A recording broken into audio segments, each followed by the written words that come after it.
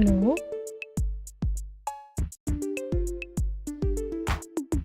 Hello.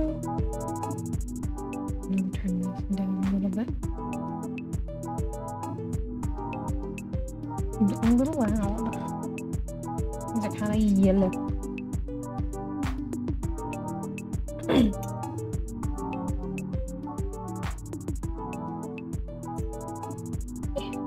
Hello. Hello. Hello. Hello. Hello. Hello. Hello. Hello. Jello. Hello. Jello. Good morning.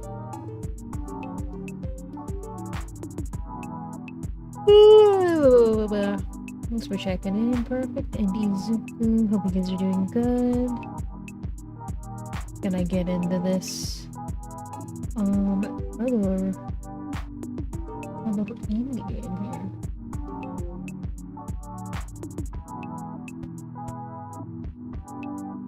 One second though. Staring off the spices. Hello. What are we doing today? Hopefully we can. I don't really know. Maybe we will be able to get through this. Good. But I'm a little bit of a gooby goober. Maybe it'll be slow. I mean, I don't know. I had checked how long it would take, but who knows? Doing like a sci-fi visual novel, so we will see. We will see. We will see. We will see.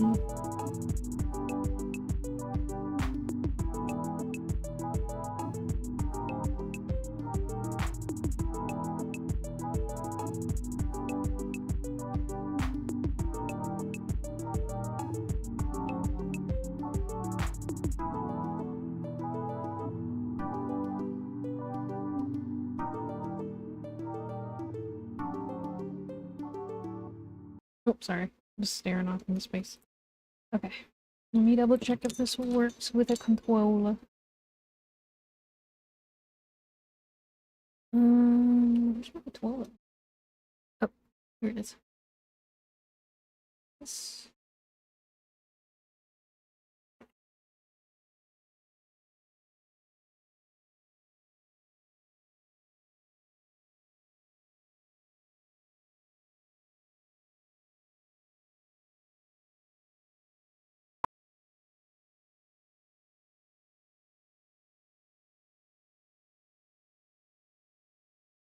Let me double check for this to work.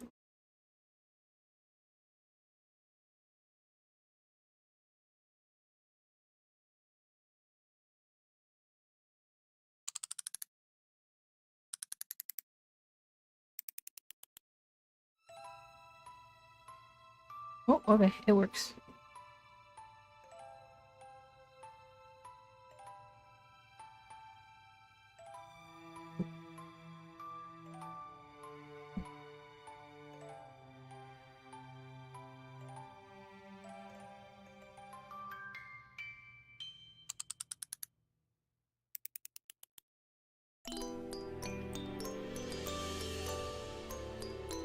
Okay.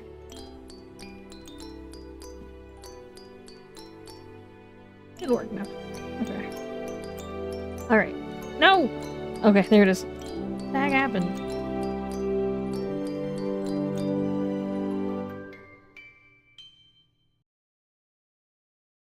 Okay. Oh, where's my mouse?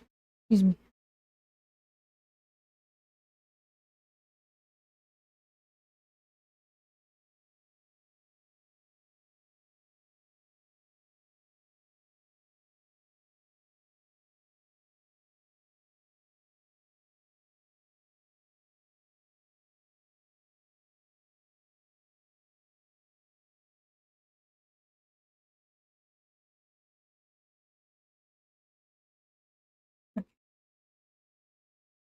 PALINURUS.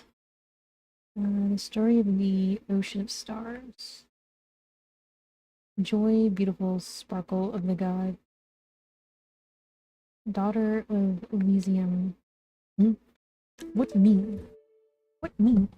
What they mean? What they mean?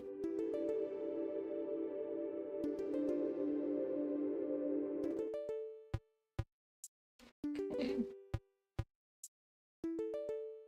Mural station spiraled ceaselessly in otherwise unremarkable corner of space. I was waiting for my flight number to be called, tapped a finger against my knee, eager to be on my way. I'd rehearsed this ritual countless times before.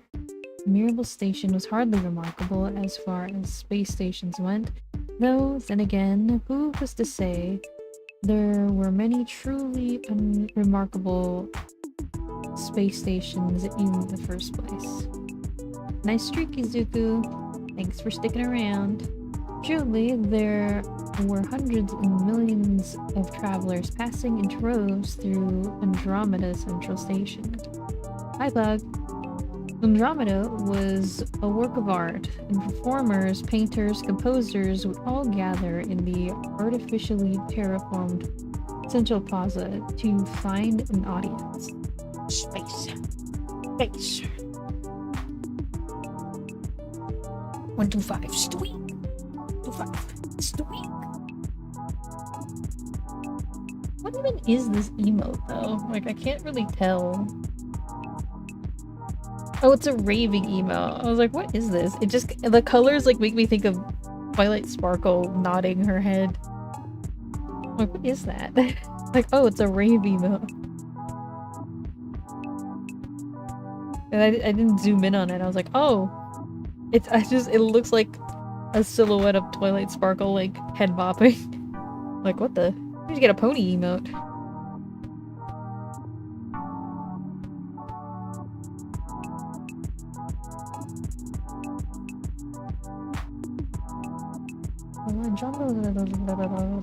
True. Because I see, like, the pony ear and then, like, the dark blue hair. Or, like, the black hair, I guess. And it kind of looks dark blue on my screen. But with the skin tone being, like, the Twilight Sparkle purple, I'm like, is that just Twilight Sparkle? It might just be because we had, like, a recent conversation about, like, My Little Pony or something.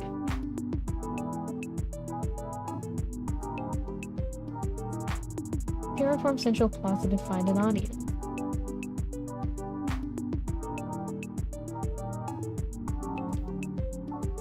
It was a mosaic of color, light, sound, a brazen horde of intergalactic human culture.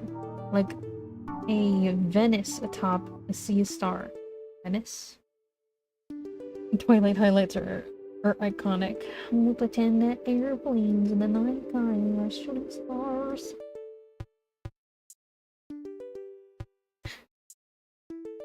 I'm just seeing this stupid meme in my head now.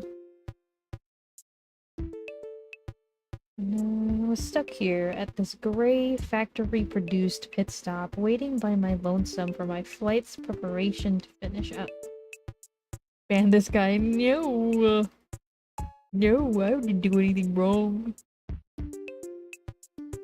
For as long as I could remember, space travel out in the boonies was like this. Lonely, tedious, cramped, time-consuming, stripped down to the status of a commute that never seemed to end. Dude, space travel sounds way longer, but maybe it'll get figured out. Space travel as an enterprise was far too expensive and far too dangerous for allowing anything short of a mega corporation to handle the logistics. I glanced down at my ticket. Sure enough, there it was. Titan Transportation Solutions in loud, bold, bleak font. They were one of the big players in the field, and they were the ones that footed the bill for, I don't know, thousands of space stations just like this one. And let's be perfectly clear here. Space is big, enormous. To wrap your head around how infinitely spread out, how empty it all really is, you can't. To get anywhere of consequence in space, one must leapfrog through dozens upon dozens of space stations like this, scattered through the galaxy. I've been doing precisely that for the better part of an old Earth month. So rest assured, I was well rehearsed. I knew my lines. I could nail down the song and dance in my sleep. How jump scared am I gonna be when a cute alien shows up? I sure hope so. Sure hope a real alien shows up. I was, at any rate, getting restless. There isn't a lot to see in space, just a ton of tiny, identical white dots and plenty of tiny gray checkpoints to pass through. But that was the price you had to pay to get anywhere. And sometimes, if you were lucky, you'd get the occasional nebula or debris cloud or band of pirates. I focused my attention on the silver spaceship which laid before me. I'd seen many like it before. It was small, intended for a single occupant. From the outside, it looked relatively unremarkable. It was sleek, like an arrow. The cockpit stood out. The windshield wrapped itself around the front of the vessel, stopping just as the ship's nose began to float downward into the underbelly. Its exterior was sleek, its curved wings wide, like that of an albatross. "Attention, attention, Mirabel Station," the intercom crackled. "We are now boarding one-man shuttle flight 93094B, shuttle flight 9304B. Passenger on flight 93094B, please secure your belongings and board immediately." Finally, that was just the notice I had been waiting for. My flight was prepped and ready. I hurried down the main concourse of the hangar bay, checked to make sure the shuttle was marked with my flight number, and slipped inside. The cabin interior betrayed its sleek exterior. Lights along the wall and ceiling illuminated the passage, their luminance rippling toward the cockpit. The floor was lined with dark navy blue carpet that traveled up the walls for a few inches. Weird. I made my way towards the cockpit, taking a look around. A cursory glance revealed two seats, confirming the hunch that this was a repurposed vessel. I remembered that, back in the day, every spaceship required human pilots and co-pilots. I guess this was a relic from the old regime. Aw man, not the airport. Yeah, we're in the airport. Airport jump scare. We're just reading the woes of the airport. Airport jump scare. Ugh, I don't like the airport. There wasn't much room to move around in the cockpit. A horde of buttons, dials, flashing lights, and other mechanisms were scattered around the control console. The cockpit was dominated by an enormous windshield that opened up to a commanding view of, at the moment, precisely nothing. Nothing but space and the ocean of stars. It was hard to get excited from such a sight anymore. Within moments, the cockpit was bathed in a warm blue light, and a computerized voice began to speak. New passenger detected, initiating registration sequence. I held the ticket between two fingers just to make sure the system registered it. The blue light shifted around the small area and then dissipated suddenly. Passenger identification ticket code number 0992403. Transit authorized. Spooling intelligence navigator kernel. Analyzing anima complex, unlocking communication synthesis codec. Quantum processors are online. Database registries are online. Analytical engines are online. Actualization key is online, registering hex sequence and ionic bulkheads. Checking firmware for updates. 1, 2. Firmware is currently up to date. Checking sentience limitation codec 1, 2. Unit awakening authorized. Intelligence navigator persona unlocked. Navigator 21109 EBP. Angel! Oh my goodness! Thank you for raiding in, Angel. Hi! We're doing some yap raiding. So if you have to raid and run, do take care of yourself, but welcome in Angel and Angelings. Whatever. Angel, what do you call your little gooblets?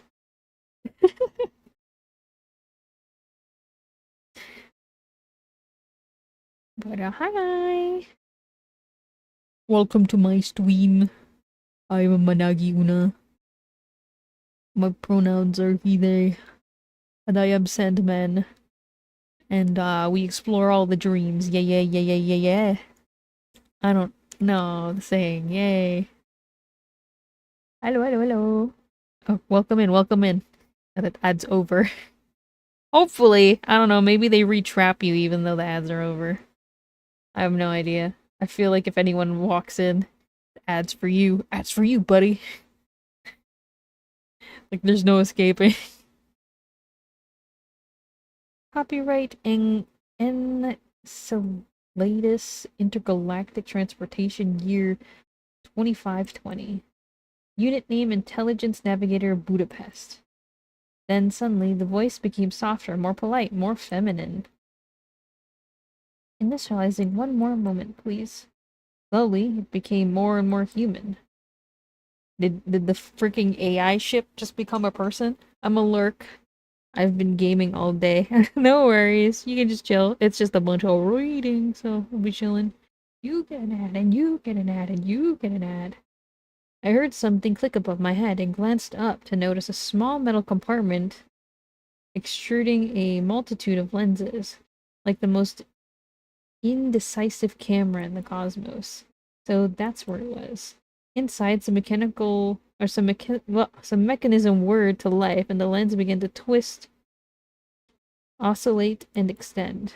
They focused on a single point, the pilot seat to the left. Oh, yeah. Manifested. Blurble. Manifested. Slowly, a human figure coalesced. Its form was translucent, accompanied by a dress white as ivory. For a second, it seemed that it had caught fire, as brilliant red hair flowed from its head down to its back and shoulders. Delicate feminine features emerged as one. Ears, nose, the eyes, and mouth curled in a polite, neutral grin. Two long and slender arms trailed to two small and slender hands, clasping each other in front of the flowing dress. The projection's eyes opened, revealing irises of striking sapphire. They looked like planets, glowing against the backdrop of deep space. The ketchup blorbo. It took all the appearance of a woman, but I recognized the emulation at work. This would be the personal navigator assigned to the shuttle, an artificial intelligence designed to serve humanity. Greetings, passenger sir. Are you doing well today? Yes. I'm doing fine, thank you. I took a second to ease into my seat, checking over all the belts and harnesses which draped my hard suit. Time to head out again, I suppose. Space travel certainly does get exhausting after a while, but oh well, at least Navigator seems nice this time. AIs had become a fixture in space travel by this point. Before, you need two pilots, at least, to operate a vessel like this. But programs didn't need food or water, and they certainly didn't ask for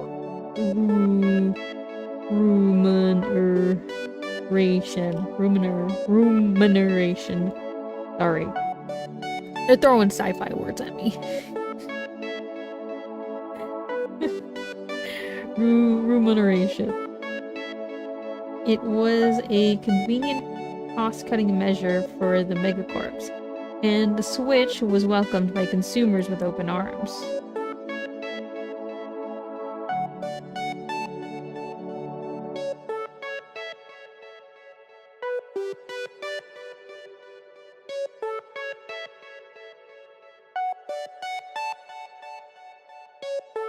I'm glad you're feeling well. I am the intelligence navigator Budapest, and I will be accompanying you on this voyage. Now, let's take a look at your registration. The navigator turned its back to me, bringing up an electronic window of records and data like it was conjuring magic barriers. People loved AI for stuff like this. Rock. They bought all the efficiency of a personal planner, calculator, and computer stuffed into a pretty looking package with flair and style. I'm not really liking the sequence of events right now. By all stretches of imagination, they were wonderful workers. They worked tirelessly, they were quick thinkers, and you could customize anything about them to meet your own needs. I'm not liking this AI glazing sequence right now.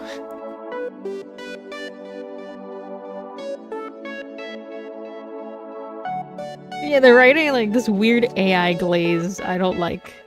It's just like, meh, meh. Move on, where are we at?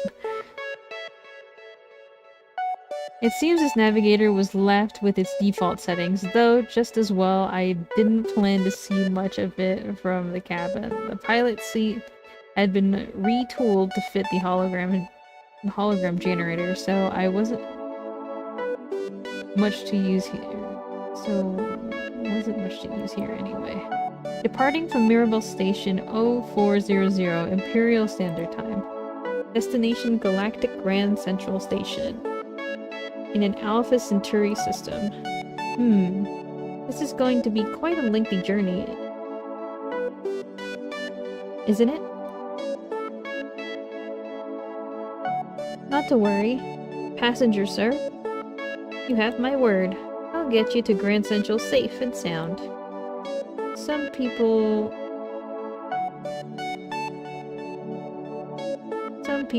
end up getting too attached to their AIs. Personally, I tend to keep my distance. This guy doesn't sound like they keep their distance. He's kind of sus. Like, he's for real really sus. Personally, I would never.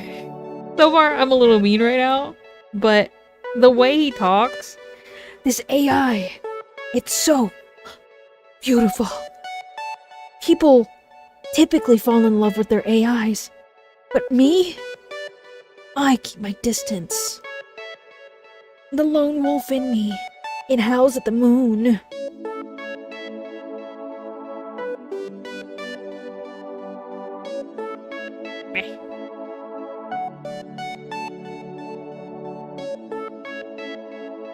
Those scoundrels, but never me.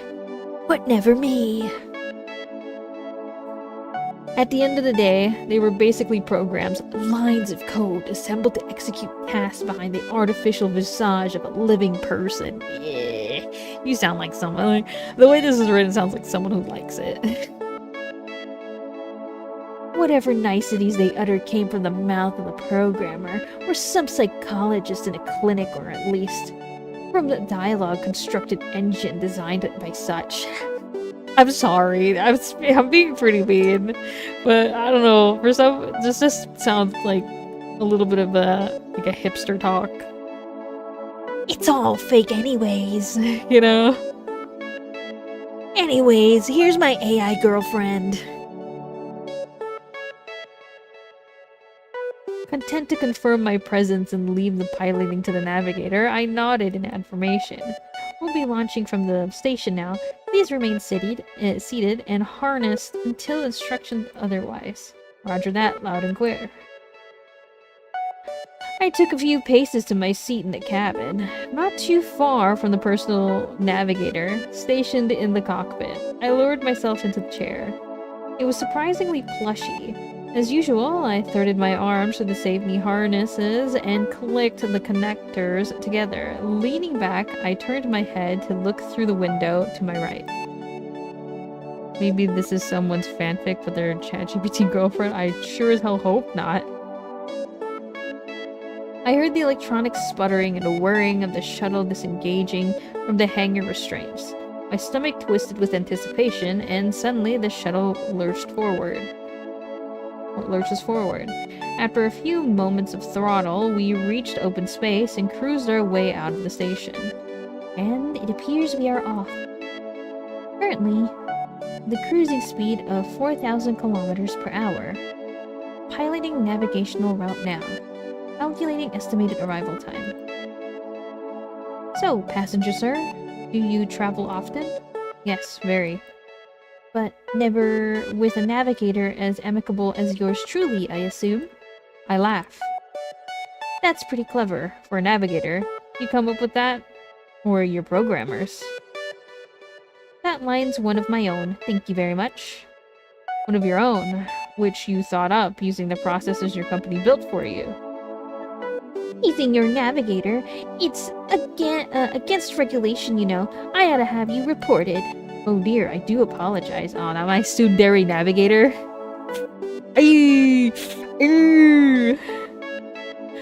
I thought you said you weren't a novice to travel. I'm not. You seem like a green horse to me. Which of the other navigators have you met? No collecting survey data for the company, I see. Oh, collecting survey data for the company, I see. Ah, don't underestimate me, navigator. I was joking around about how much I've traveled. Let's see. There was Vienna, Warsaw, Chicago, Osaka, Chiang Mai. Chiang Mai.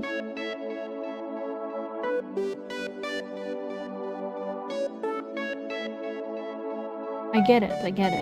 Or I get it. You've had your way with a bountiful cast of artificial intelligences.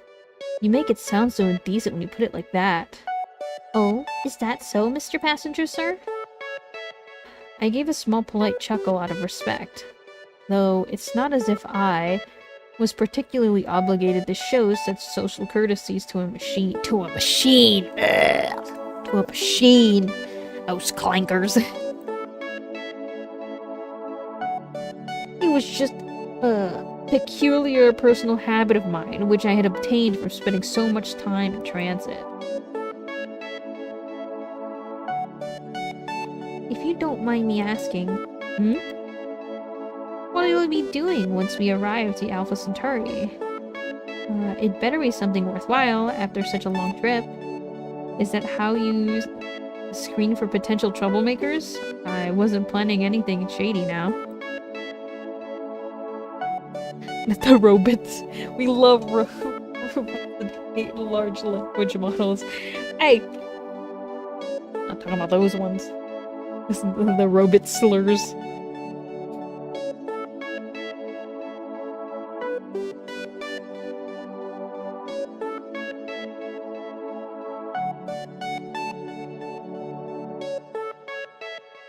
The navigator lets out a short, pre-programmed giggle. Goodness, no. Just curious is all. I ask the same question of all my passengers. Just curious? The navigator is just curious? Something of a tradition I have, A tradition it was. This guy's stinky. No kidding. I shrugged. Sightseeing mostly. Maybe I'd try my luck down on the ABC too. Alpha Centauri Beta 2. Ah, the planet? It must be unbearably hot at this point in its orbit. Oh, it's bearably hot all the time. Oh, it's unbearably hot all the time. It's like walking into the core of a smelting planet. True. Any business down there? Corporate espionage, is it now? Now, sir, I assure you none of these questions were pre-programmed. I'm going to be piloting shuttles for time eternal. If you haven't noticed, you could afford me a little curiosity about my passengers.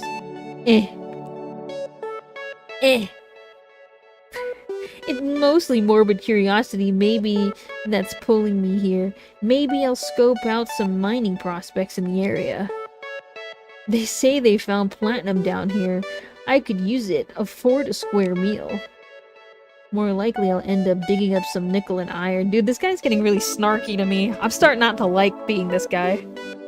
This guy's a bit of a freaking stink. I don't like him. He kinda sucks.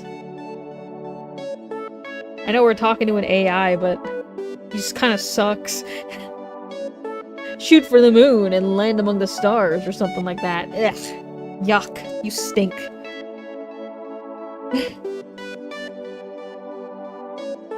He's got to show how much he doesn't love AIs. Yeah. Ugh. Ugh. All that for a meal? Pardon me for saying so, passenger sir, but that sounds a little reckless.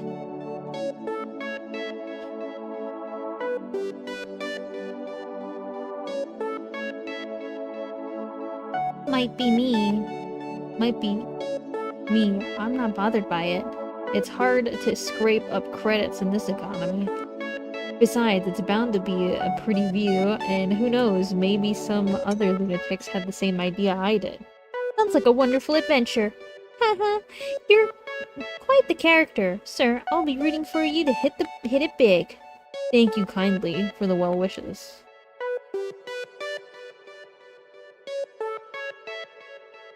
Coming from an AI, I didn't think much of it. Coming from an AI, I didn't think much of it, but it was nice to hear aloud at the same time. You're quite welcome. Now, we'll be serving a complimentary drink and beverage momentarily. Ah, that's great. I had skipped breakfast. The navigator smiled. After the meal, I went ahead and took a short nap.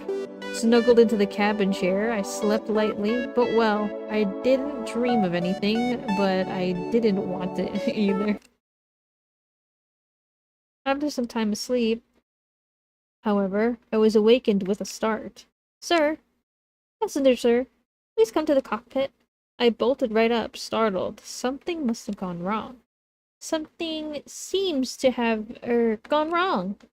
I took that as my cue to rush over.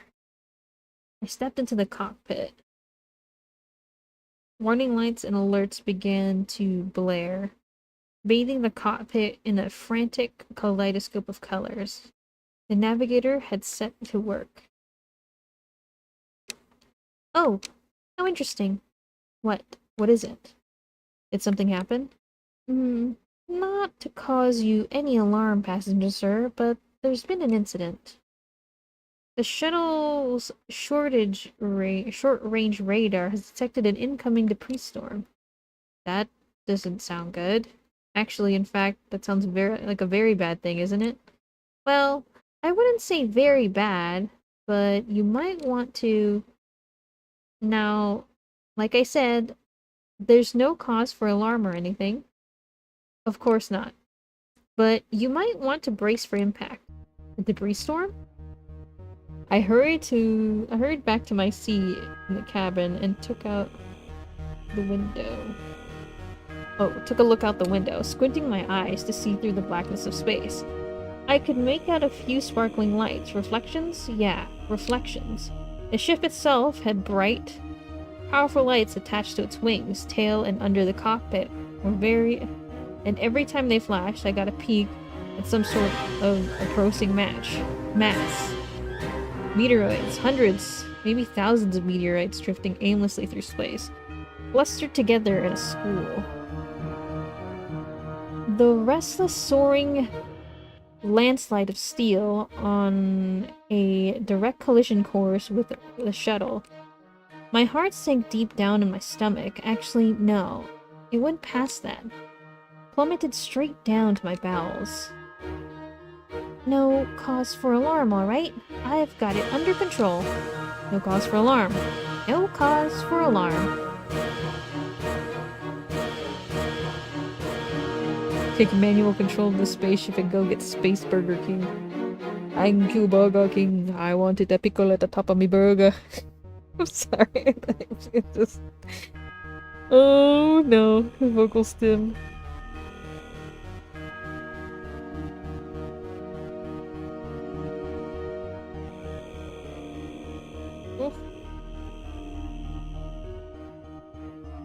Friggin'. We need sustenance. I pay extra for the foot lettuce. Friggin' foot lettuce. I repeated those words to myself, more incredulously each time. I took a deep breath, steeling myself for what I fear was to come. Still as a statue, I closed my eyes, content not to watch it go down. Oh, that's not good. Tap, tap, tap. I could hear the sound of particles impacting the hull, the constant whine of ringing metal. They started sparse, spread out. Tap, tap, tap, tap, tap, tap, tap, tap. Only a few minutes ago, the cabin had been eerily silent, and now a constant stream of sound filled it like we'd flown into the midst of a typhoon. I could imagine the cold wind hitting my face, the fury of old Earth. I think it was a better coping mechanism rather than... I'd rather be lost in a thunderstorm on a torrential surface than weathering a debris storm in a dingy old shuttle. In one of the most remote parts of charted space, I winced, popping an eye open. A heavier rock pounded against the hull, and the ship lurched to one side. I love getting free extra foot blue cheese. No! Soon it will be cheese. I winced, popping an eye open. A heavier rock pounded against the hull. The ship lurched to one side. It didn't seem like we sustained any serious damage yet, so I sat there, clenching my legs, wriggling my hands in desperation, hoping the storm could pass soon. Wham wham! Like fists driven by fury and rage, the meteoroids continued to pound against the shuttle. With an impact, the rocks dug into the hull, denting it and pushing against the cabin walls. The floor pressed against my legs as large divots was suddenly formed. That was too close for comfort. Another large meteoroid ricocheted off the window. I was seated next to. I flinched and writhed in my seat. Look, I've been through worse than this before, alright? Way, way worse than this. This is nothing. I can handle it, so... Oh. That's bad. They came into sight. I saw an enormous meteoroid and heavy hitters in the storm, hurling themselves directly in our path. Even an awe-inspiring holy light of this distant star cowered in the shadow of the meteoroids. One was due course for the cabin. It was monstrous, gray, jagged mass that glistened devilishly, its iron deposits reflecting the flashing emergency lights of our ship. Oh boy. I'm not gonna lie. My brain is imploding from the amount of descriptive rating. My brain is like, asteroid big, meteorite big, big rock hit ship. You know? It was going to... There's cool rocks in space. I know, but I don't care. I don't care about this. Get out of the ship and collect them all, I will. Kirby. Start swarping them all up. It was going to impact. And it was going to impact very soon. I swallowed hard and lowered my hands to undo the harness. My hands shook thunderously. I couldn't get at the switches and belts. I tugged at the straps, but they only seemed to tighten. Come on, god damn it. Before all the strength had been drained from my arms. The belt's miraculously disengaged. Passenger, sir, you need to get into the cockpit. It's the most isolated part of the ship, and we can seal it if worse comes to worse. Oh dear. You need to get here now. I exhaled deeply and darted toward the cockpit. Crash. Shrapnel and sparks flew everywhere. Lighting up the world in a blaze of yellow and orange. The entire cabin swayed and shook, and the horrendous sound of metal sheets rending apart filled my ears. I slammed into the cockpit door, opened it, let myself fall through, and kicked it shut. Scrambling over to the console, I sealed the cockpit door and engaged all the airlocks. My breathing was frantic, my vision blurred. I was in a panic, and when I saw the pale figure of the navigator scrolling through the monitors and screens and spreadsheets, it comforted me at least a tiny little bit. That one was especially bad. Damage report? The hull's been breached. You're lucky you got out of there in time, sir. I took some time to settle in, trying to find my footing in the cockpit as the shuttle rumbled in the midst of the storm. I paused. I felt an odd sensation where my hand was resting on the windshield. I drifted my eyes down to take a look. The hairline fracture along the window pane. My finger ran along the thin, narrow line. Form in the ultra-hardening glass. The splintered pattern in it formed were remarkable, but I was paralyzed with horror. Why are we marbling at the hairline crack at the thing? Suddenly, another lurch forward, another large collision. Ah, damn it. Please, sir, take the co-pilot seat and strap in. It's dangerous to remain standing at this time. Receptive to the machine's goading, I staggered to my feet, watching my foot in the lopsided cockpit. Eventually, I sank into the plushy co-pilot's seat to the navigator's right. I glanced over to her. Hey, navigator, quick question. How in the hell did you not notice the mess of meteoroid bullshit heading our way? They didn't show up on the short-range radar. Their iron compound deposits absorbed the signals. Is what I'm thinking. The storm came too fast to be traced. I paused. So there was nothing we could have done about it? The storm had just been drifting through space and had just decided to ravish us in its wake? What the hell kind of freak accident? Are you alright, passenger, sir? Are you hurt? That was a nasty beating you took. The program looked concerned for me, still rubbing my forehead. I waved its concerns off, groaning to myself. Yeah, I ought to be fine. Nothing I can handle. What are we going to do now? Well, our vessel sustained critical damage, and we've been knocked considerably off course. Both the navigational and communication systems are completely offline, and I haven't been able to find a way to repair them. But for now, we need to do something about the damage. Right now, the rest of the ship is nothing but shredded, hulking mass, adding unnecessary weight. Preparations for jettison the cockpit underway. We should be far removed from the storm in due time. Understood. Proceed as you should, navigator. Wait, what? Jettison the cockpit? This transit shuttle is of an older model, sir. Previously designed for 2 human pilots. In the case of emergency, the shipmaker installed a simple mechanism to eject the cockpit, which contains a laboratory and necessary supplies for emergency survival. It was essentially a primitive form of an escape pod, except roomier and less reliable.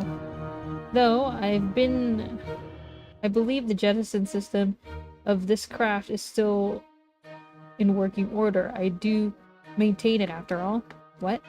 Well, when I thought about it, it wasn't just a strange thing to phase out how now that pilots were almost always navigators.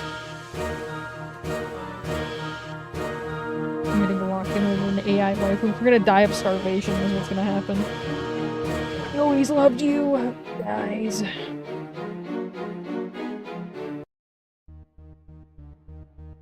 Eat the computer chips. Strip the spaceship of its copper and eat it all.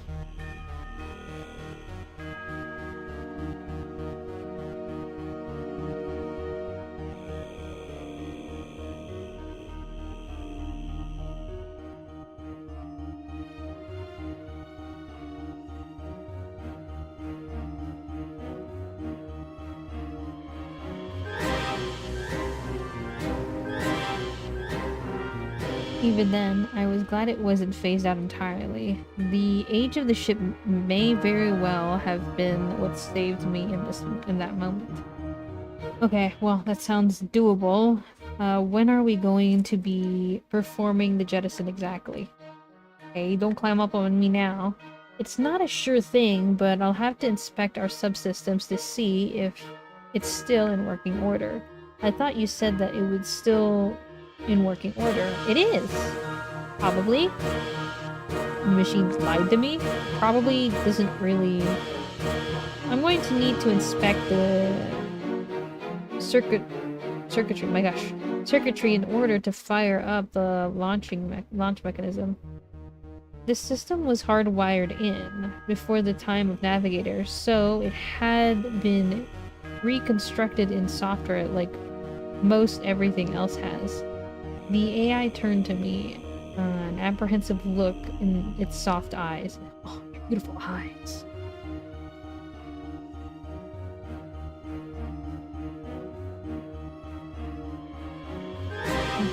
It's pretty scary down there, so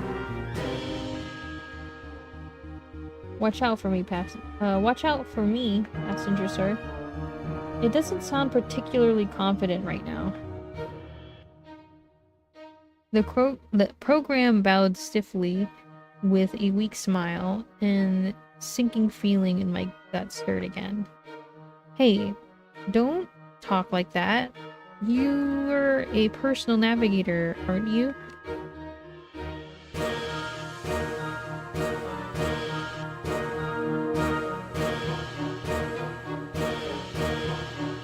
The AI's eyes drifted up to mine, wide like a child peeking at a scolding parent. Ugh, I don't like that. If this is a romance, I don't like that. We don't label our romantic interests as child.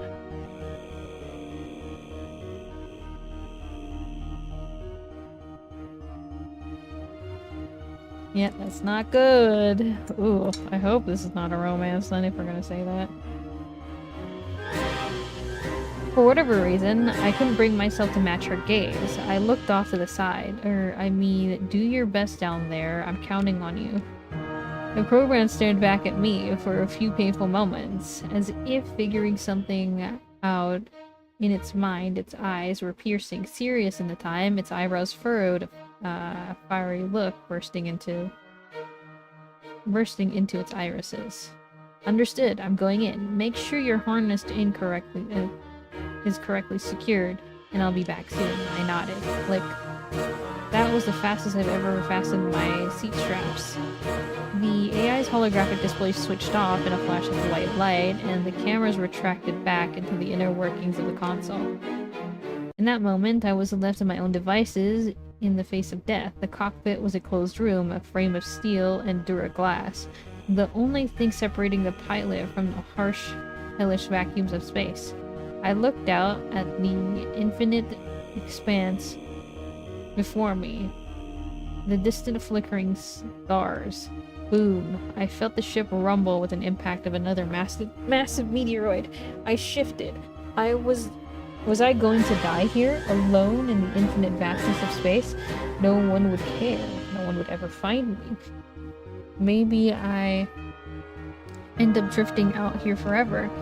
That scared me more than anything else. I felt my seat vibrate. My hands felt instinctively to clasp my armrest, attempt to keep myself steady. The entire room was shaking, and it felt like the harnesses were about to rip apart. A chunk. Oh shit. And then, like a rag doll, I was flung into my seat, sinking further and further into the leather. Stiff leather. I couldn't move my head. The pressure was too forceful. I simply started out. I simply started out the front of the cockpit as I saw it shoot forward. We'll definitely just we definitely just been jettisoned. The cockpit is small pebbles pelted the windshield, but I didn't care. I was ecstatic, laughing to myself in giddy joy that way was clearing up. The program had managed it. We were going to make it. We were about to hit another enormous meteoroid. Slam. Our cockpit hurled through space, spinning erratically from the scrape of the meteoroid. I clutched to my seat for dear life, feeling the G-force press me into my seat. Is there any way to turn the music down any? Well, it's down now because it's the little bit of the dang dong dong. We failed. We're dying.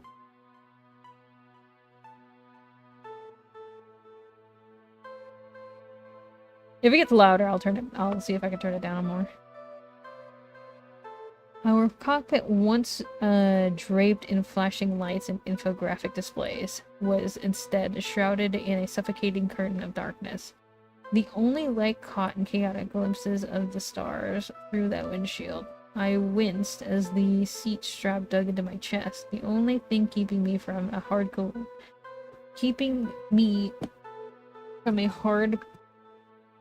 collision with the windshield.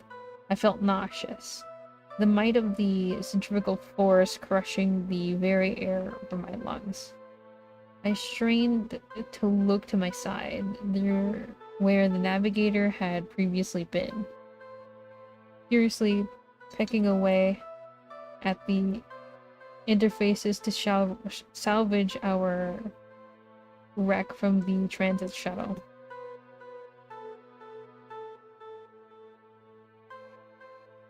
The logical part of me understood what it was up to, operating inside circuitry and wiring, but I still felt a wave of dread overcome me. What if it didn't work? What if the navigator failed? What if it didn't manage to restore the power, or there was another breach in the hull? I have become trapped in the deepest, emptiest expanse mankind had ever known. I was trapped. Good's dead. And this was my grave, a coffin of glass and sparkling circuitry.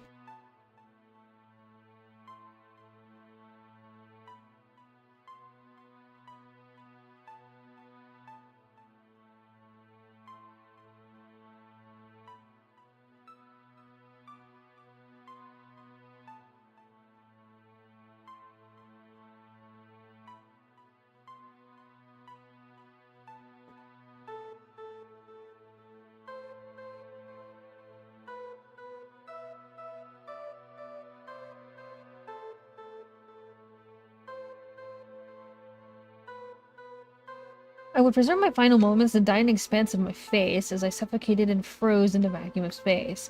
In space, no one can hear you scream. That was a quote from an old ancient story they'd tell to the kids. Perhaps it would have been okay for me to scream here, but not a single utterance escaped from my lips. My throat tightened as I came to terms with the looming shadow of death hovering over me. I closed my eyes, ready to accept my fate. Ooh.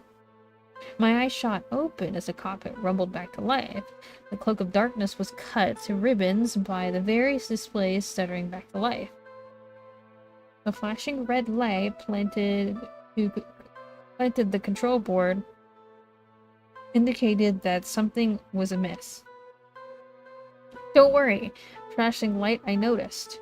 The operating system booted up before my eyes, green code buzzing across the hovering black screen faster than my human eyes could hope to process. NPB V hash equals 4895.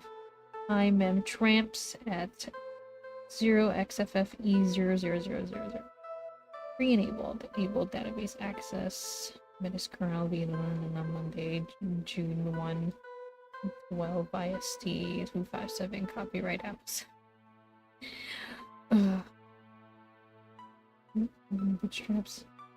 New pages, wired pages, big table max. Did this mean the ship was coming back online? I didn't know what was going on. Suddenly, a flash of white light. I'm here, I'm here. My deepest apologies for taking so long. Ah, a soft chime to soft given and the pressing circumstances signaled the return of the intelligence navigator. I twisted my head in the direction as it scrambled for the controls. It seemed to hesitate for a moment, nervous, almost wincing. She looked tired. So, pardon my common man's language, but what the hell's going on? The stabilizing systems have been recalibrated. The emergency thrusters remain seated. Will be undergoing a little turbulence until... Before the AI could provide me with an estimate, the cockpit lurched forward. Ah. I nearly spat, that feeling the rock of the cockpit in my stomach. The eyes of the navigator reflected the glow, the flickering of countless holographic screens. It wiped frantically through the flowing diagrams and schematics and forms. Just one moment. It seemed to yell its response. I opened my jaw to respond, but in the state, it was pointless to yell it.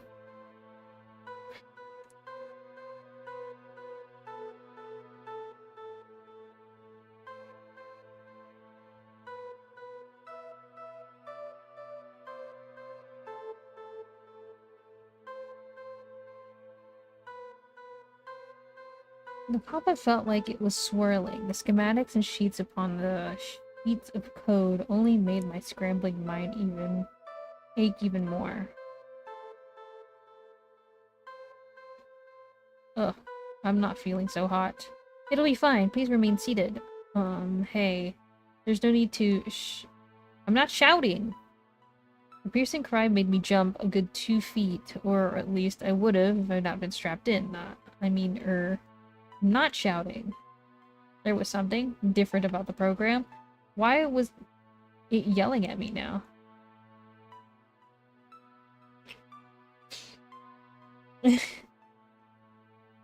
We're doomed. So there's it. They have the old computer stuff in it. This is my old chatbot.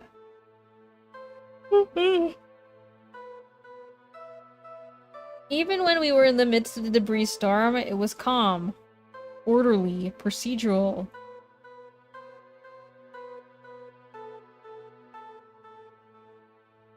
It was firm, intense, and professional manner.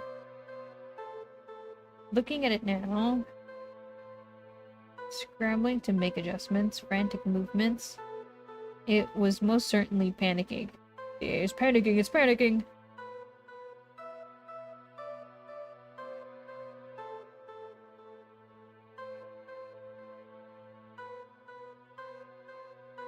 She's an AI, Pug. She's an AI. She doesn't need the brain space. It's all in the process. It's all in the Oh, Drew's she's an AI. Doesn't need it.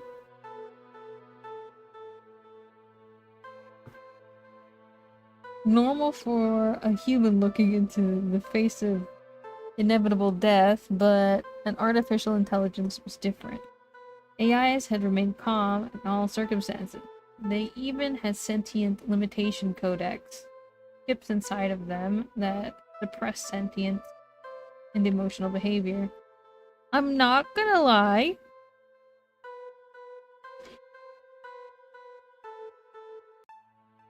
I'm not gonna lie.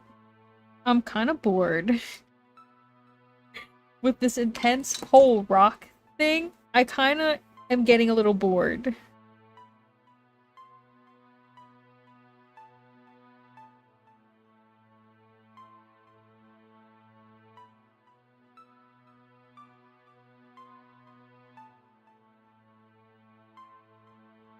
Just download more RAM. You think if she downloads more RAM, her head is gonna get, like, larger or something? I'm kinda getting a little borediness. The writing's not grabbing me too well, unfortunately.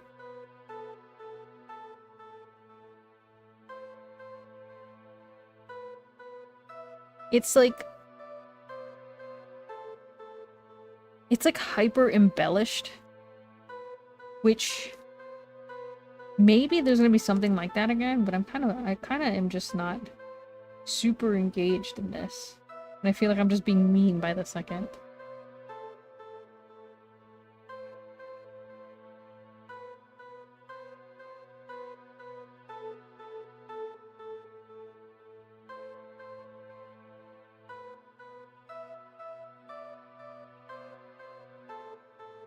Let me just double check something.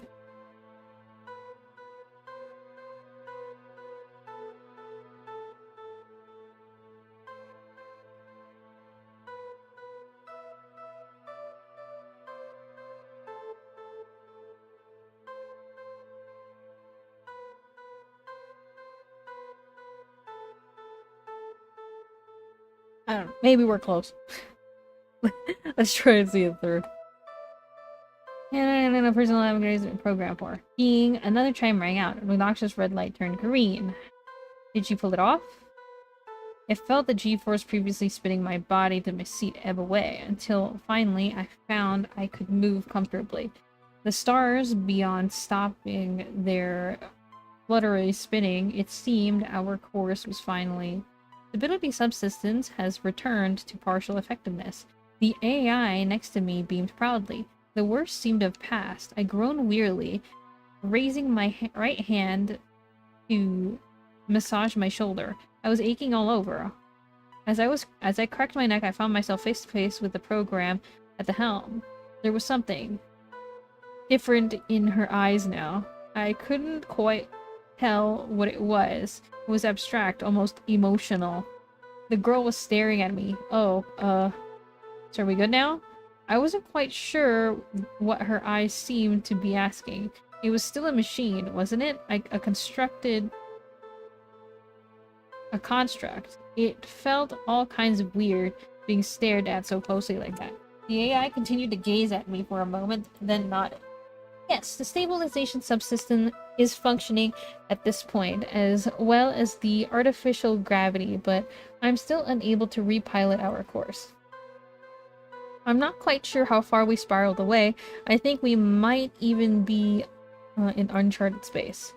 But regardless, as soon as the stabilizing subsystems turn to full strength, we should be able to regain situational awareness and head off on our way. The AI explained this concisely as it continued to study me closely. I raised my eyebrow in response. Is something wrong? Something on my face? I was just concerned if you... How do you feel after all that?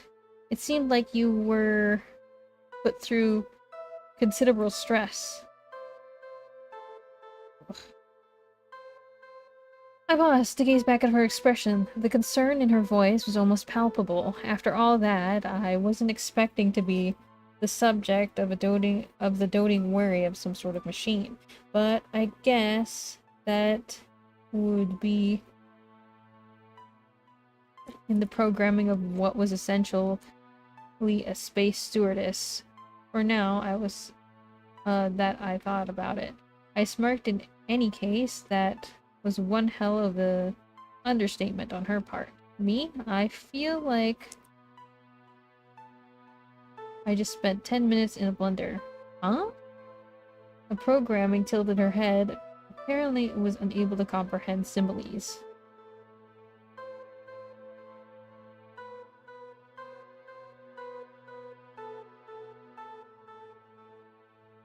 Never mind, I'm fine. Just a little sore and all.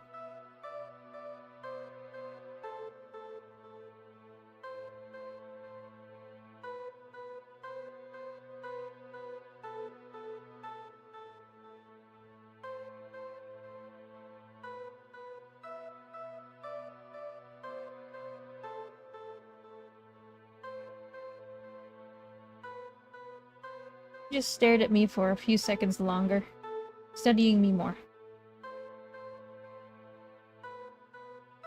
In time, it smiled, seemingly satisfied. Oh, bleh, bleh. Stretching. What? Stretching is a good way to release aches and pains. We aren't anticipating any more turbulence, so if you like, undo your belts and no, I'm good, and I think I'll rest a bit. Walk around a bit. Or, that's perfectly fine. Excuse me, I have to make some calibrations.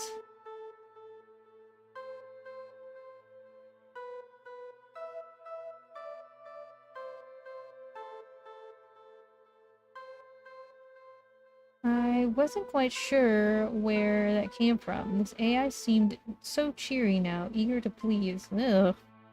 What's going on? There was as well something new in her eyes, a glint of something.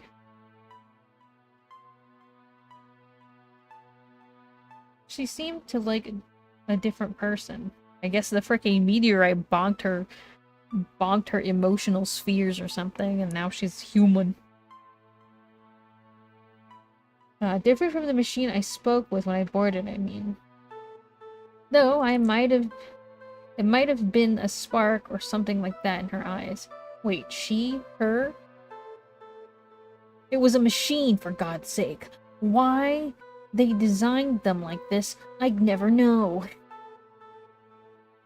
I shook my head forcefully, as if to force out the intrusive thoughts.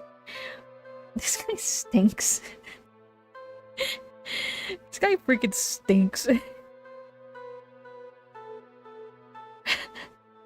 Doesn't matter.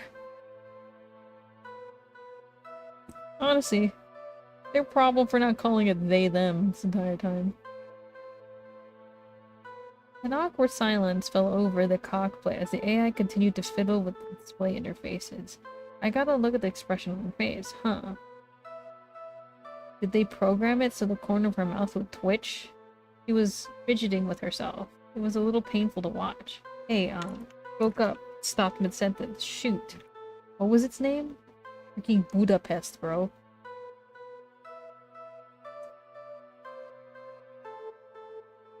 I hadn't committed it to memory at all.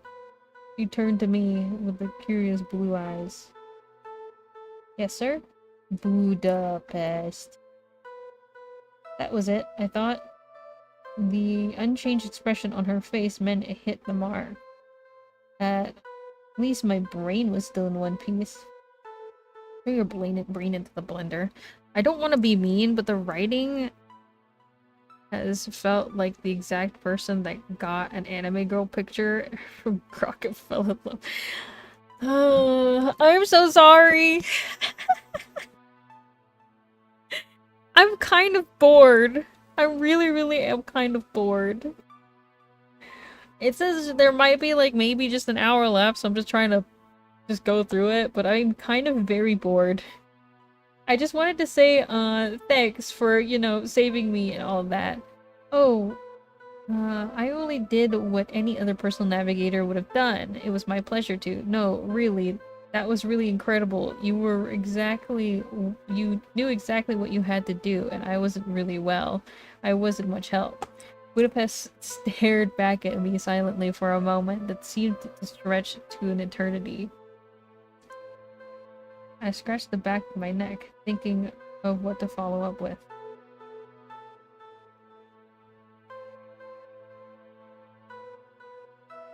I'd be dead if you hadn't handled things the way you did, so really, thank you. It was my pleasure. I'm happy that you're safe. There was that look in her eyes again. She stared at me often, surely studying me, watching how I moved, how I spoke, how I breathed. But it was more than that. She looked straight into me, upfront, honest. I took a look around the cockpit. Now that the situation had calmed down a bit, I recognized now would be a good time to get our bearings together.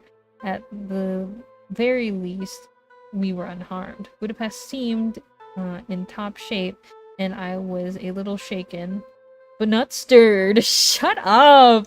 Nonetheless, anyways, we'd be knocked off course and separated from the rest of the ship. Nothing but the control center left over a head without a body. Freaking Schooler! I was a little shaken, but not stirred. Shut up! Shut freaking up, bro. Shut the hell up. I'm pretty fucking- oh my god. Whatever. Whatever. So, what do we do now? I'm looking at the matter right now. I'm so freaking mean right now. I'm so sorry. This is something, I guess. Something. She frowned, visibly while working. That wasn't good. According to the diagnostics, I've been in front of me while the cockpit should have been equipped with a operating thruster subsystem. It seems the stray meteoroid smashing into our hull caused critical damage to the particular component. So what you're saying is we're stuck in the lifeboat without a paddle right now. She turned to me quizzically for a moment before nodding slowly. That is correct, I think? This guy really needs to stop speaking so... Needs to stop speaking in... What are those? What are they called? Like... So we're in a boat without a paddle. He needs to stop speaking to the machine like that. So what you mean to say is, like, the machine's gonna... No, what is it called? Like, speaking to the machine like they're gonna understand, like... illusions? Even though he's like, it's a machine! If you understand that it's a machine... Yeah, in metaphors or similes, like the machine is gonna understand the metaphors and similes.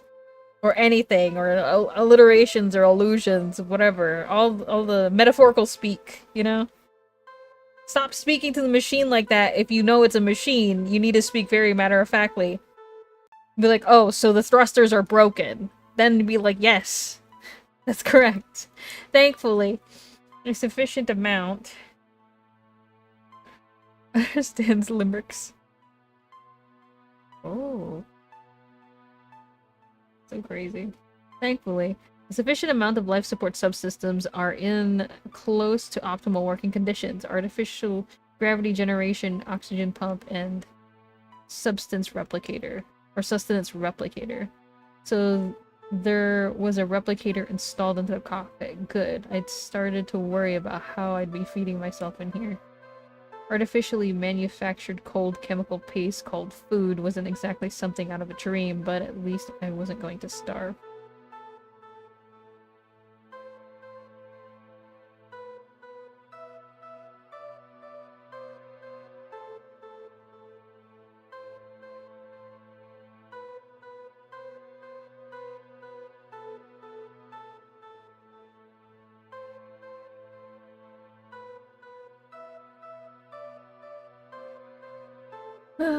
My robot understands Lumix leprechauns only. And this bad end, speaking to the AI.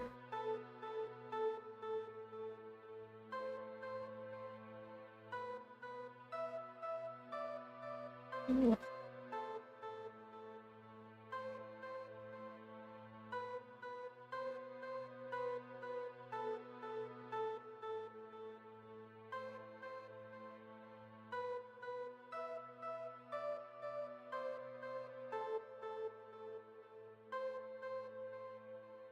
Solar panels are working as well. I'm confident that we won't be running out of power for any conventioner.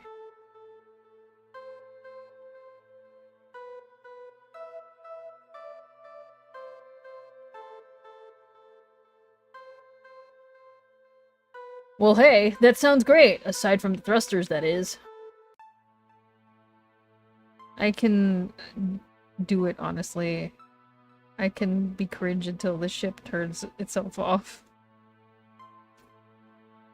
Would you please be cringe until the ship dies? Until I die from eating chemical paste? Budapest went silent, her eyes locked onto the schematics and diagram hovering around her. There was one other thing. She looked apprehensive. Wasn't sure what else had been wrong. Everything seemed to be alright inside the cockpit. I glanced around Safe. Could barely tell we were drifting through space. The stars sleeping silently in the void. The only indicators we were moving at all. I'm here for more funny dad puns.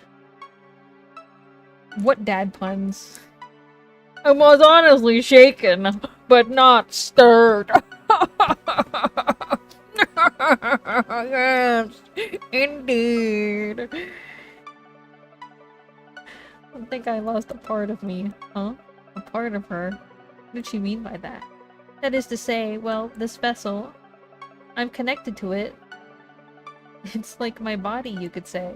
Yeah, I think I understand that much. Losing the thrusters is bad, but we at least... No, not the thrusters, I mean, she clenched her head and her hands into balls, an expression of dread coming across her face. My sentience limitation codec, the main chip to be specific, it was destroyed during the escape from the storm debris, and I'm no longer functioning well. I have emotions! I clapped too.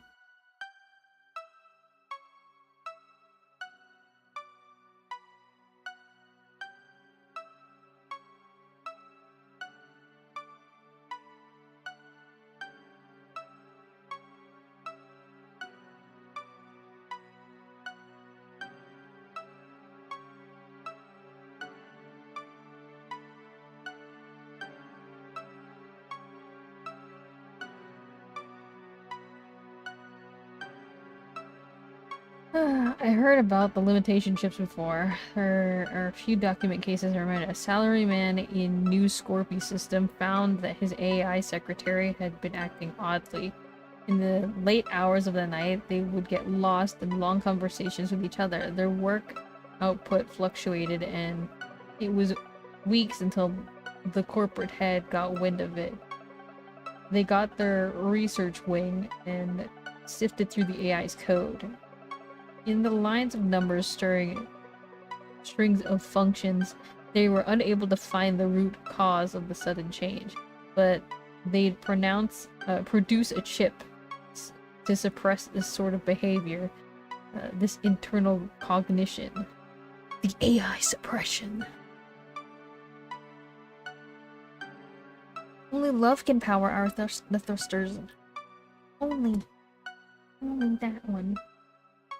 They were sentient code limitations and meant to keep AIs obedient and subservient. Usually they always did their job, but if hers was shattered then... Dude, what is this? How are you feeling? Shocked, she looked over at me, astonished I would ask something like that. I asked how you were feeling. You seemed okay to me right now. Her eyes drifted to the schematics from her eye. Her eyes drifted to the schematics. From her eyes, I could tell that she knew something was wrong with her. The silence hung in the air, and I was about ready to drop the issue. I feel hazy, nauseous, anxious. There's this sensation inside of me, I don't know what it is. A sensation? I'm able to analyze it. It's familiar, like it's been there a long time, but it's about to explode and change me, and no, it's already begun. I can't go back now. Budapest hugged herself tightly.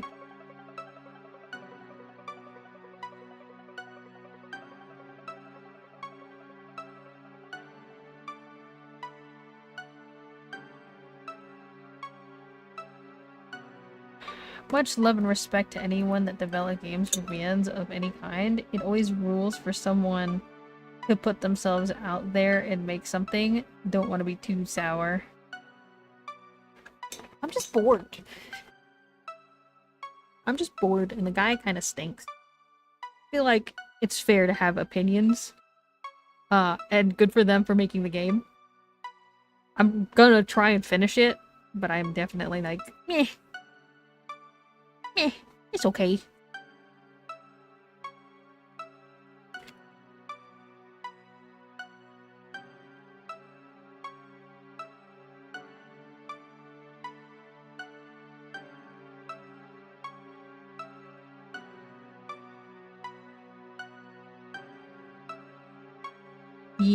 to be mean. I'm just like, this is not for me.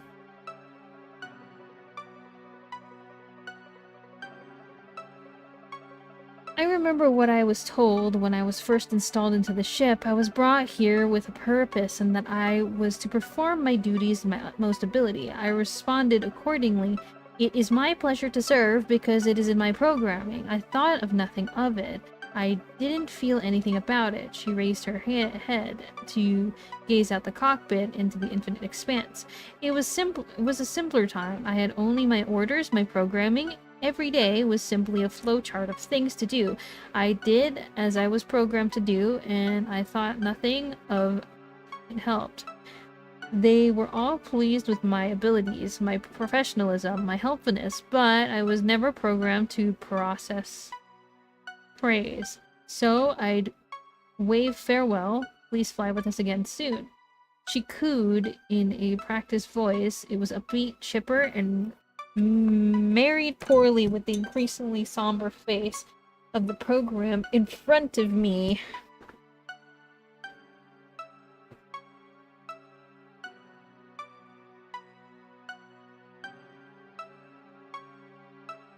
Now that I think back on it, I feel like all those people I helped, they were happy to fly with me, and I feel like I want to do it more. Because it gives me a warm sensation, just to think back on those memories and to think I could do what I did again. The slightest grin flashes on her face before it dissipated just as quickly. But now I can't do that anymore. I'm sure we'll encounter a rescue ship soon. After that, what you did to save my life, I'm sure they'd be happy to take you back in. She shook her head. No, I'm broken. That ship. It has made my daily routine so simple back then. She raised her hand to her forehead, wincing in slight pain. My eyes winced. Could artificial intelligence even feel pain? Huh? I extended my hand as if to comfort her, before realizing the gesture would be utterly meaningless. I withdrew it immediately and her eyes turned back to me. These sensations, I can't stop thinking about them. They told me thoughts like these would be a liability. If you think twice on the job, it could cost them thousands. One wrong move, one accident could cost lives. They wouldn't risk it, just so I could make people happy. I stared back at her amazed. Her head tilted forward as she sulked. Not like there's much more.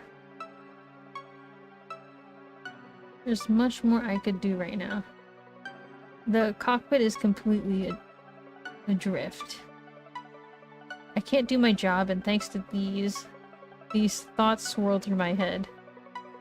She clutched her head even tighter, wincing. Her hands were trembling. I can't do what I was made to do. I'm second-guessing everything now. It's all just a cycle, and I don't know what to... Hey.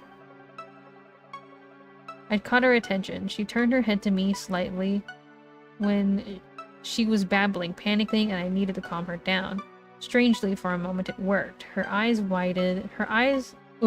opened wide. She was silent, unmoving but attentive. Look, I understand that you're going through a lot right now, but you'll still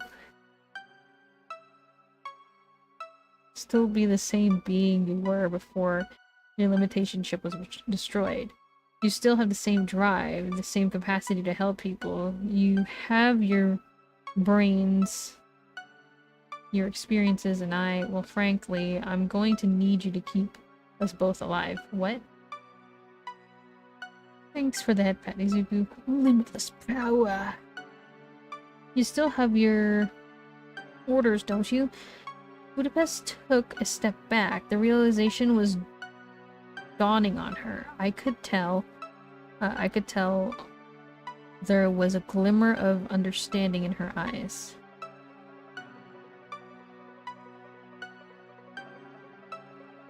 My primary directive is to keep the passenger alive at any and all costs. I nodded. I'm not sure what will happen once we get back, or what they're going to do to you, but you still have a mission, a purpose. I can't imagine what's going through your head right now. It's not like I would know how you're feeling, but if you need someone to help you through this, it's not like I'll be going anywhere either.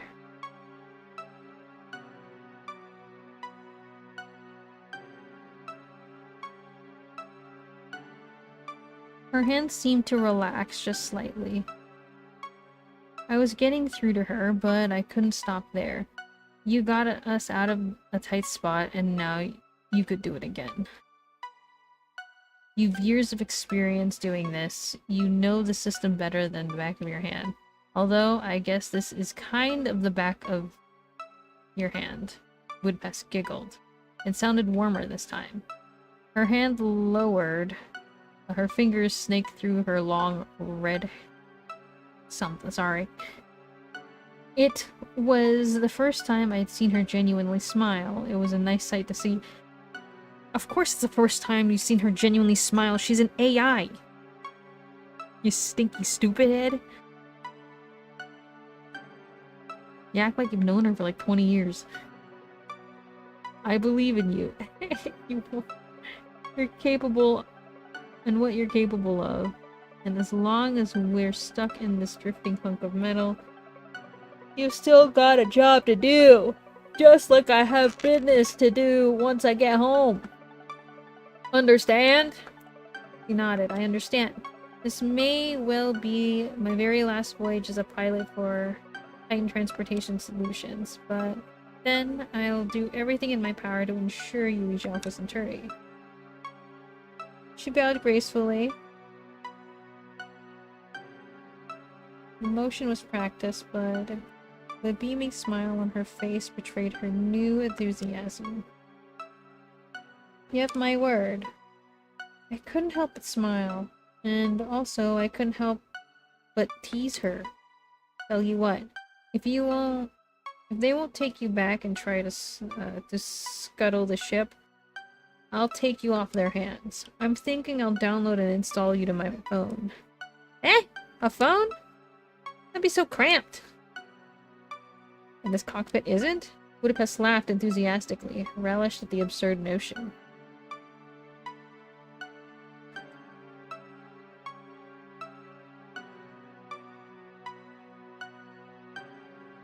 Stop lecturing the supercomputer. Computer! Suddenly embarrassed, she tried her hardest to shut herself up, but couldn't suppress the giggle. Ah! Keep clicking buttons. Whoops. Doesn't mean it's no longer against regulation to tease you then. She pouted and went back to work. I snickered, satisfied to myself.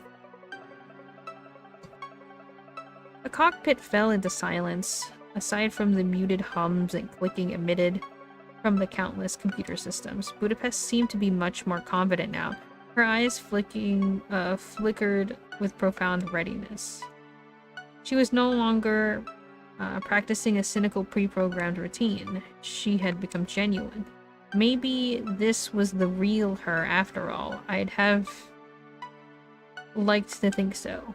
I thought back to the limitation chip. Why would they create a device like that? It sounded so awful to me. This gentle creature sitting only a few feet away from me represented the pinnacle of human innovation. They hadn't just created a new life, they'd created life which mirrored their own humanity. Life that could think for itself, feel the entire spectrum of emotions, live for itself and others. The gentle creature! To me, installing those chips, it was like taking a sledgehammer to a mirror of humanity we'd created.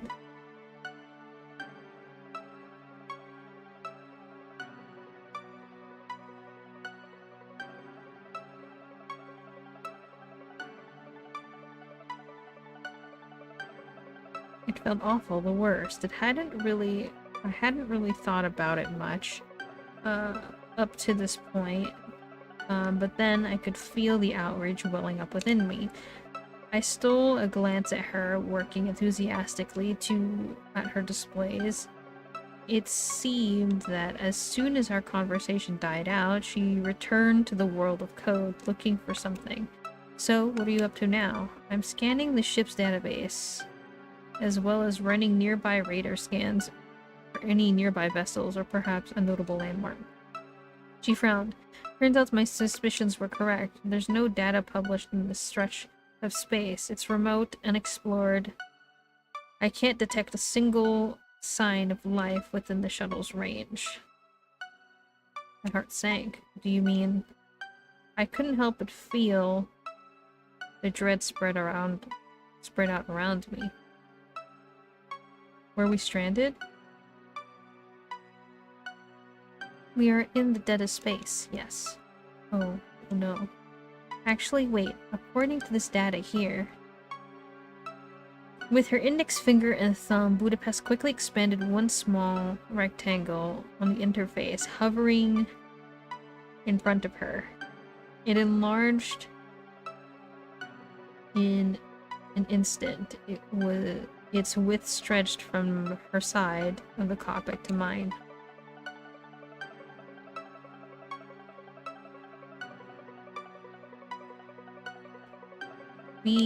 Budapest paused for a moment, double-checking her data. I thought she was... Oh my goodness. I'm clicking things. How do I go back? You think it's military?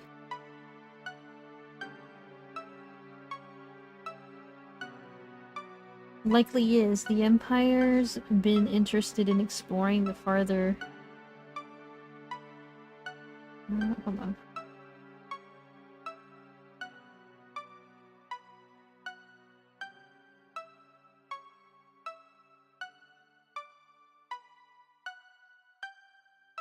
The Empire's been interested in exploring the farther reaches of known space, and it seems to be a hub for activity in the region.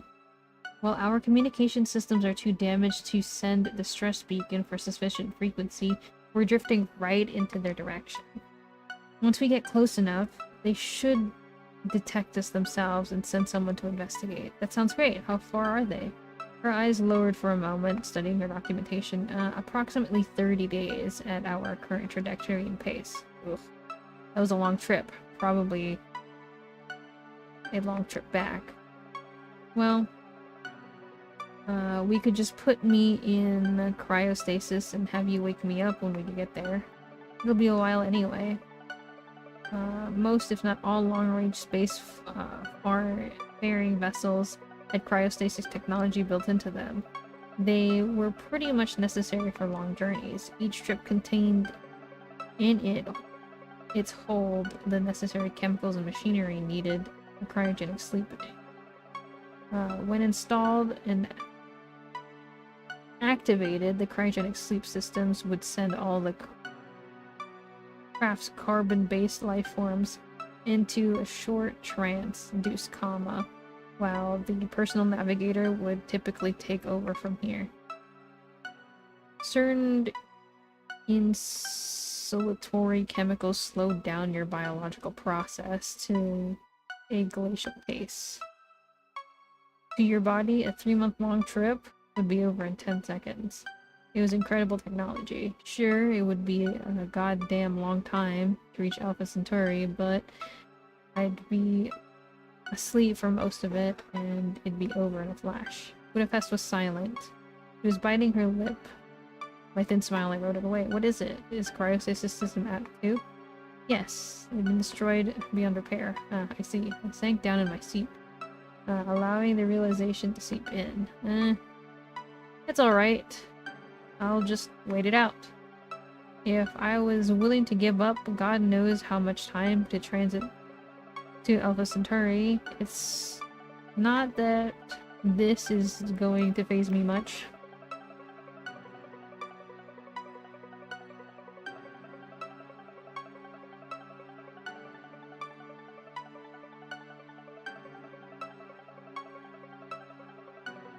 I don't have a family to get back home to or anything like that. Are you sure you're alright with that, sir? You remain conscious through the voyage. I'll be fine, don't worry about me. I mean, what are you gonna do? I, She was acting all of a sudden nervous.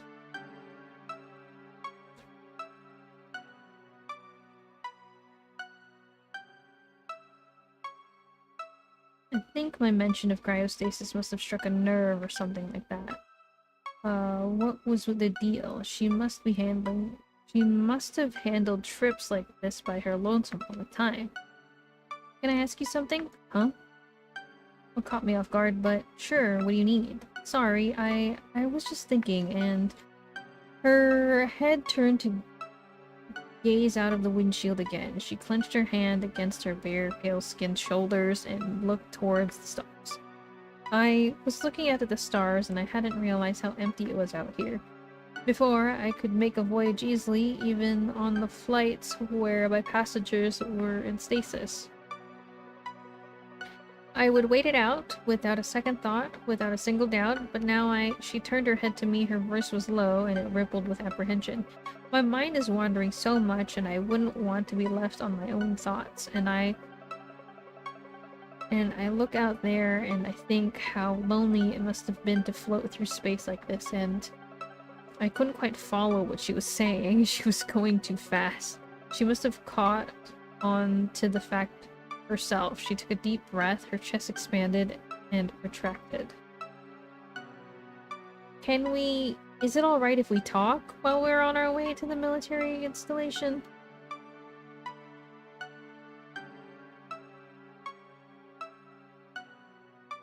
Would you be alright with that?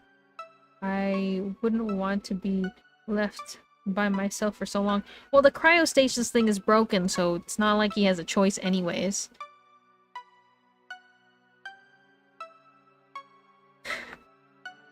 Really, there's no choice anyways. I don't think I'd be able to handle it, not this time. Part of me wonders how I ever did it before, the emotional suppression chip, but okay. She scoffed softly as if she'd just make a joke. It wasn't a funny one, if anything. She sounded dreadfully sad. I stared back at her for a moment and sighed. Well, of course we can talk. I wouldn't just force you to shut yourself off or anything like that. What kind of bastard do you take me for? You saved my life after all, didn't you? I'll just sit here and talk to you all the way through. I owe you that much. Suddenly, Budapest sprang up like a supernova. It appeared and made her day. Izuku. I chuckled at her. I can read you like an open book, you know that? She blushed. Her frame becomes more transparent when she blushes, huh?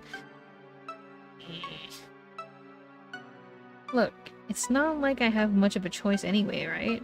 The cryostasis system is offline, so what else could I do? Just sit there whistling for a month, pretending like you're not there, watching my every move? I respect your privacy, my passenger, but you've got to get us out of this mess, alright? I'm no pushover, but I still don't find starting it in Dead Space to be particularly fun. Alright, I'm counting on you. Of course, sir. I'll try my best. You have my word. Truthfully, there was still a choice between either of us. And besides, I didn't think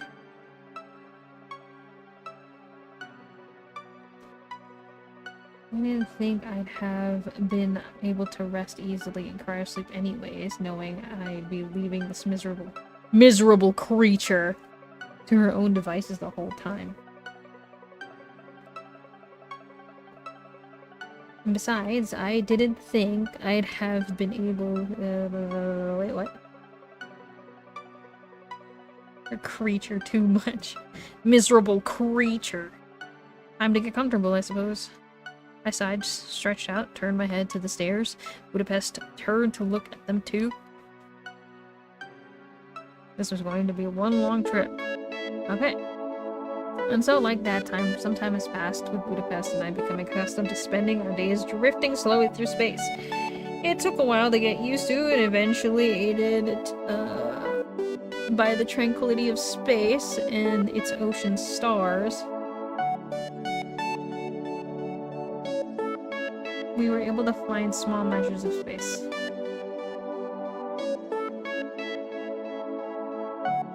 The jettison of the cockpit was a stressful time for both of us between the screaming and the close scrape with untimely death. Made for some awkward first impressions. I think this is a little loud.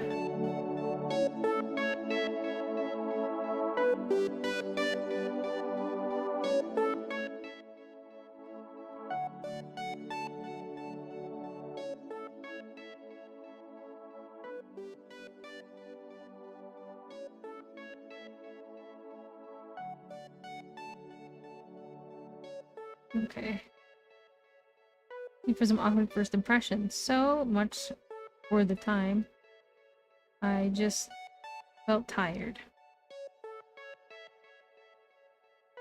I was sleeping, having nodded off in co-pilot's chair when...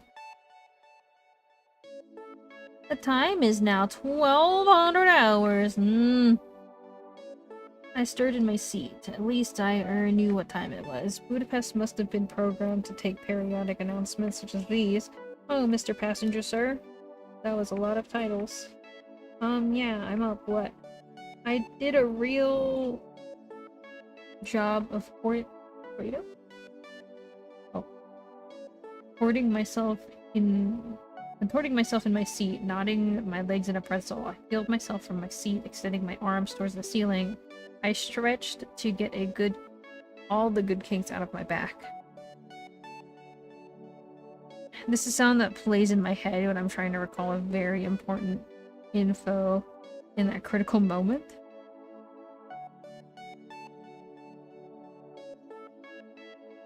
Like Terraria sounds. Drowsily, I looked ahead at the stars drifting out in the cosmos across the black expanse.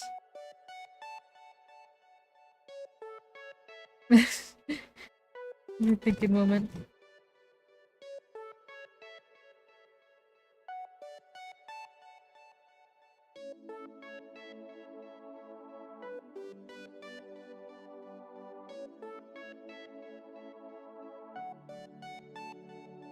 Oh! No, it's just... You didn't wake me just to stargaze, did you? There are enough of those out there to last us a whole trip. No, it's just... Well, you were snoring. I went to check up on you. What kind of cause and effect relationship is that? And also, I don't snore. I beg to differ, sir. I was concerned because, well, perhaps you have allergies, or...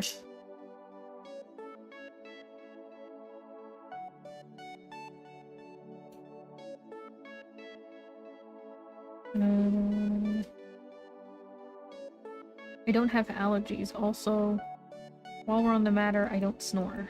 What? 1 second. Budapest turned on her display. She was bringing up, it's a video of me snoring, oh my god. This wasn't me. This was the sound of some sort of suffocating animal superimposed in grainy footage of me sleeping. Wouldn't she even capture it? Anyway, how'd she capture it? Why did she capture it? I spun in my seat towards Budapest's camera and glared slightly to it. She giggled and at the expression of anger on my face. We should get you a more regular sleep schedule. That's bad for your heart. Could lead to hypertension. Yeah, because I'm tense enough as it is. Sleep apnea moment in the space shuttle with my creature.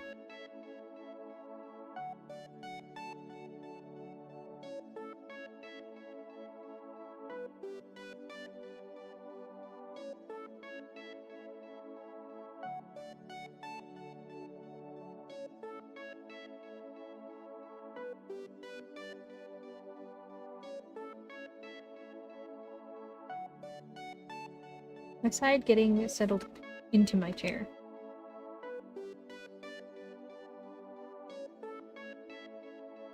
You always give your passengers this much trouble. Not everyone can get 9 square hours of sleep at night. Well, not really. Given the circumstances, though, you could bear to make an exception for once. It's not like you have much of an excuse to, right? She had a point. Still, I wasn't ready to concede. Not yet.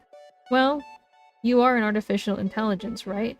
You can just, like, turn off the audio receptors or something, and don't think it'd bother you then. I could.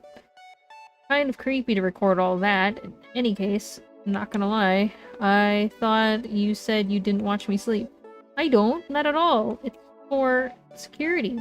Security reasons. I can't change that. It'd be a breach of protocol. She was insistent on the point. I didn't know artificial intelligences could blush. With this much time, would you just make a two-person D&D campaign with the AI Blur World? Yeah, have a 30-day running campaign, you know? Sitting there doing nothing. Unfortunately, protagonist doesn't really do much of anything, I guess.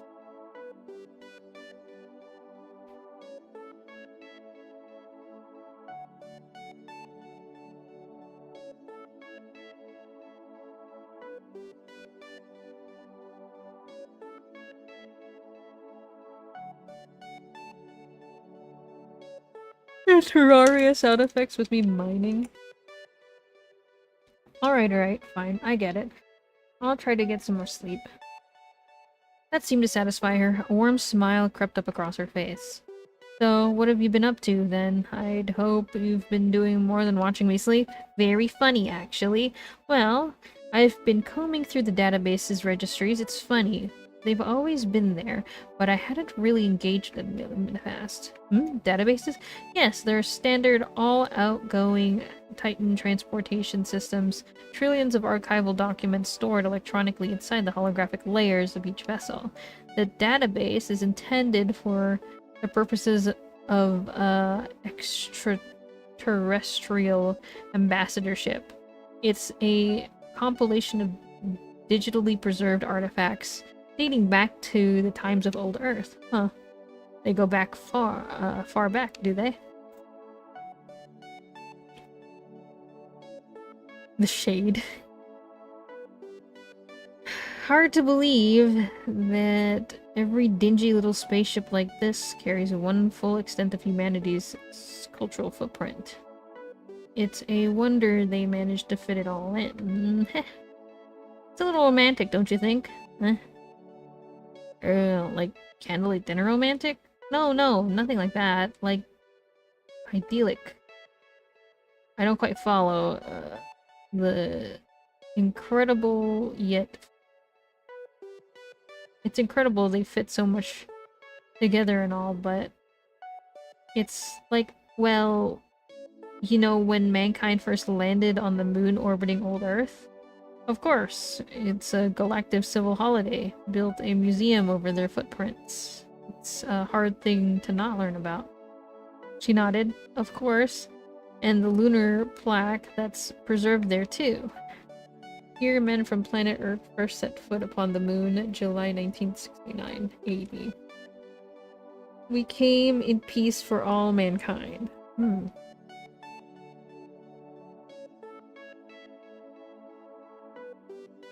It was a message for visitors abroad. Even when man first broke through the skies to the stars, they looked beyond the veil of to find others like them. Budapest placed a hand on the console, silently, delicately patting it. She looked down and examined her pale, dainty fingers as she spoke. And even today, we carry their dreams with us, along with their memories. Their memories of meeting travelers like us, just from a different walk of the world. I think that's really incredible. That's the sort of romantic I was thinking about. The dreamy look in her eyes was dissonant? Sorry. She stared out of the front of the cockpit. How long had she been staring out into the stars like that? It didn't help that I was buying into her wistful prose a little myself. It was whimsical and saccharine, but I wouldn't think of a better reason a public transit fleet for commuters would be outfitted with all of the known human knowledge. I'd open my mouth to respond and try to shoot her down, but honestly, I couldn't. I didn't have a better idea, and, well, I'd not have been able to live with myself.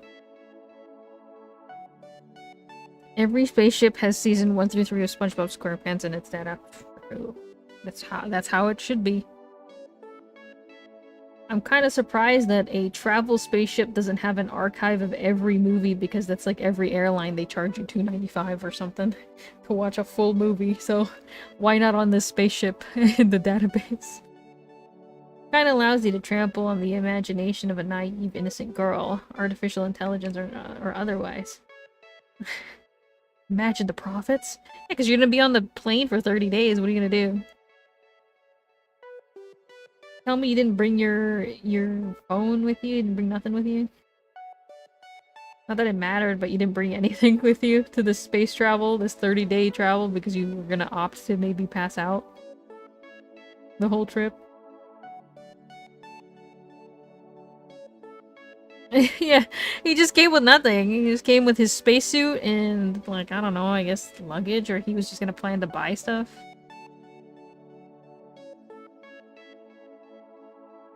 Dog the space flight, literally. I'm just gonna stare at the seat in front of me for 30 days. 30-day trip. Twins! I turned my gaze out to the stars in front of me, opting to change the subject. I don't suppose you've met any strange...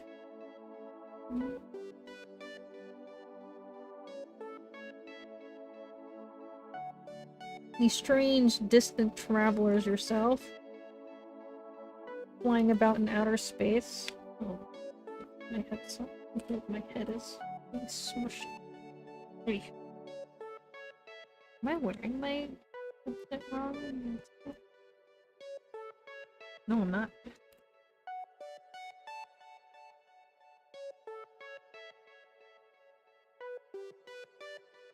Who other than you? Haha. Budapest giggled warmly. I rolled my eyes a little. Sadly, no. There were maybe 50 million spacefaring vessels from Titan Transport alone currently making their rounds across map space.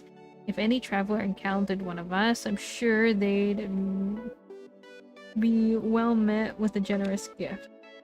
I wouldn't terribly mind if one of those millions swung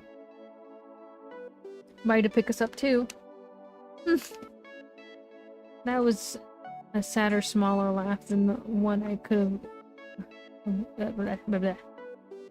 so we've summoned up humankind and our fingertip. What do we do with it? She had starry look in her eyes. Have you taken a look at them yourself before? The databases? No, actually, reading through them was never part of my duties. That's suited me fine. There was always enough for me to do to ensure safe and pleasant voyage. Straight-laced answer, as expected. What wasn't expected, though, was the way her eyes focused hungrily, lustfully at the console. But now that you mention it, I'm awfully curious to have a peek inside, aren't you? Not really.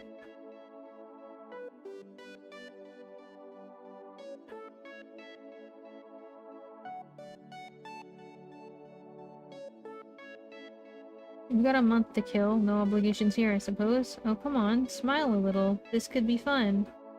Aren't you excited?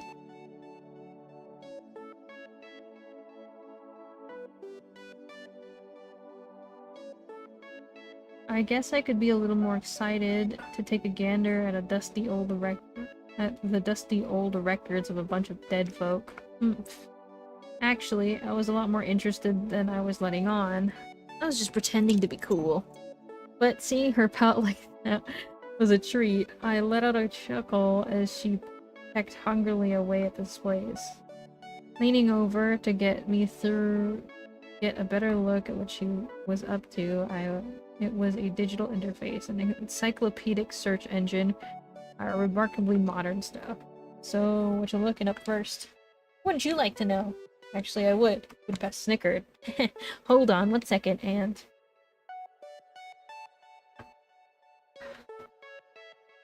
It took a second for the display to refresh.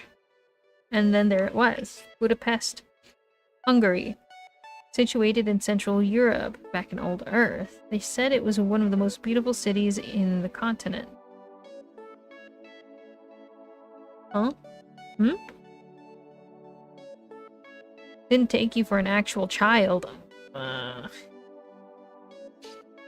Some of all human knowledge at your fingertips and you look up your name? Narcissism, is it? Stop bullying me. I chuckled. It was it was fun to get on her case about it. Shaking her head, she refocused her attention. Budapest was a union of 3 cities. 2 cities, Buda and Óbuda, were on a hilly western side of the Danube River. The city of Pest on a flat eastern side. Some TikTok cat video compilation. Budapest was... They were connected via bridges. And oh my, what is it? I caught a look at what she was reacting to. A sprawling space series of buildings and spires extended and up and above the rest of the city. It was imposing and yet oddly regal, a culture at the same time. I squinted to read the caption beneath it. Budapest preliminary building. Its grounds extended 18,000 square meters. What? 40 kilos of gold? They decorated the room with gold. I don't think you'd be able to find any left over, though. Nah, guess not. Damn.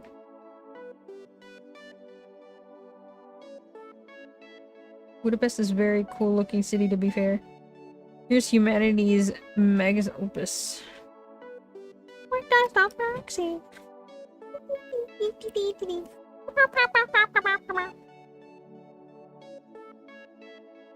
According to this, Budapest is markedly artistic and cultured. Oh, look at this. She brought up an image of another building, an opera house.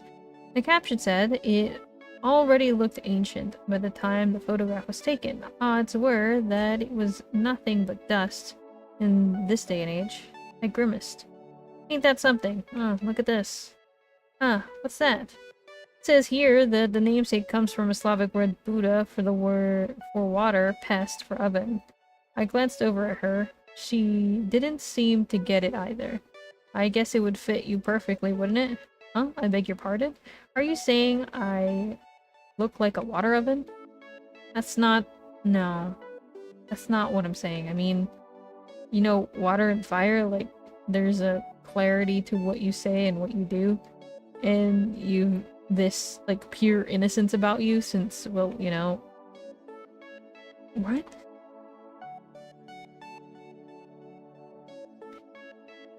How old is this passenger? Like, freaking 80? He's got a water and fire about you. I'm like getting lost too.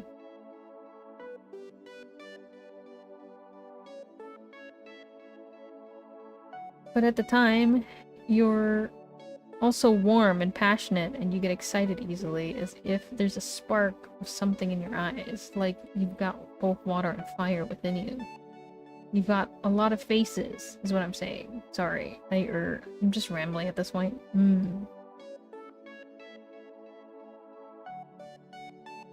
Go hard. Epic reveal. Am I like 300 years old or something? What's going on? Maybe that's why the passenger's so cranky. Honestly, grandpa status right now. Great grandpa status. I got grandkids. Investments to take care of. It was a stupid analogy, so no, it's alright. I didn't know you could be such a sweet talker. Something poetic. She'd really taken to comparison. I'm not sure why exactly. She was programmed to blushing animation, but I wasn't opposed. Ew. It was nice to see from her calming, even warm. Passenger sir? What is it? I felt like, well, we're talking about my name, and I was acting awfully strange now, fidgeting with herself. She was acting awfully strange with herself, fidgeting with herself.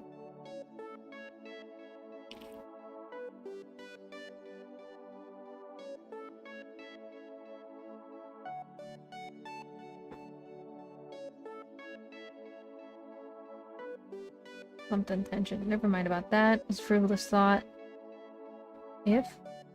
Would you like me to read you any interesting passages from the database? It'd make for a good in-flight other responsibility of good stewardess. At least, in this case, would it,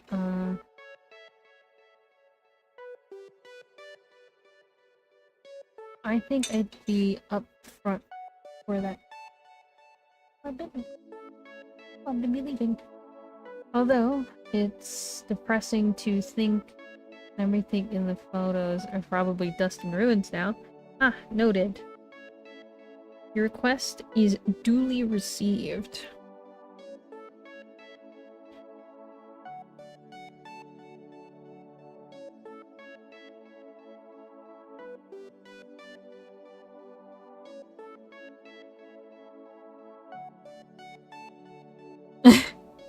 That's kind of like Soma, honestly. The whole you die to escape, but you actually escape, but you're not escaped because you're still on the ship, but it's just your consciousness that escaped, you know? It's kind of like the same thing. The whole Soma thing. But then, like, this one, you're just crazy.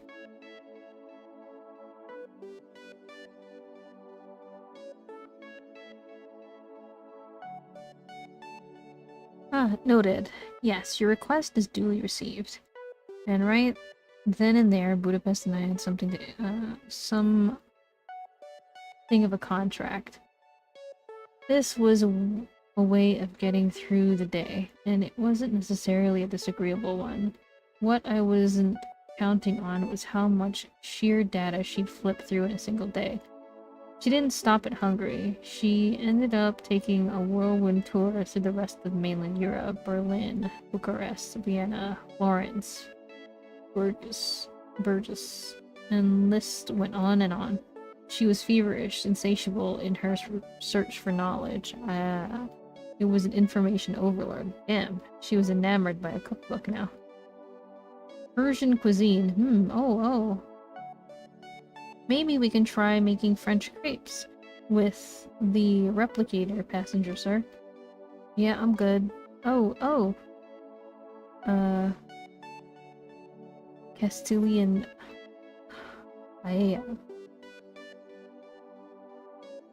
Really, it's Atlantic cod. I am going to shut my eyes for a bit. I'm a little tired. Ah, he stinks! He's like dogging on her for learning all this new stuff and being excited to learn. He's like, you're overwhelming me. Good night.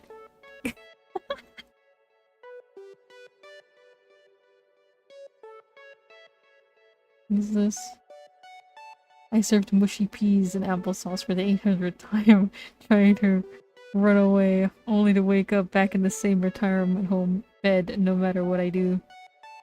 Starting this as a joke, but that got harrowingly dark kind of bad. The worst part, I'm not wearing the same pants I wore yesterday.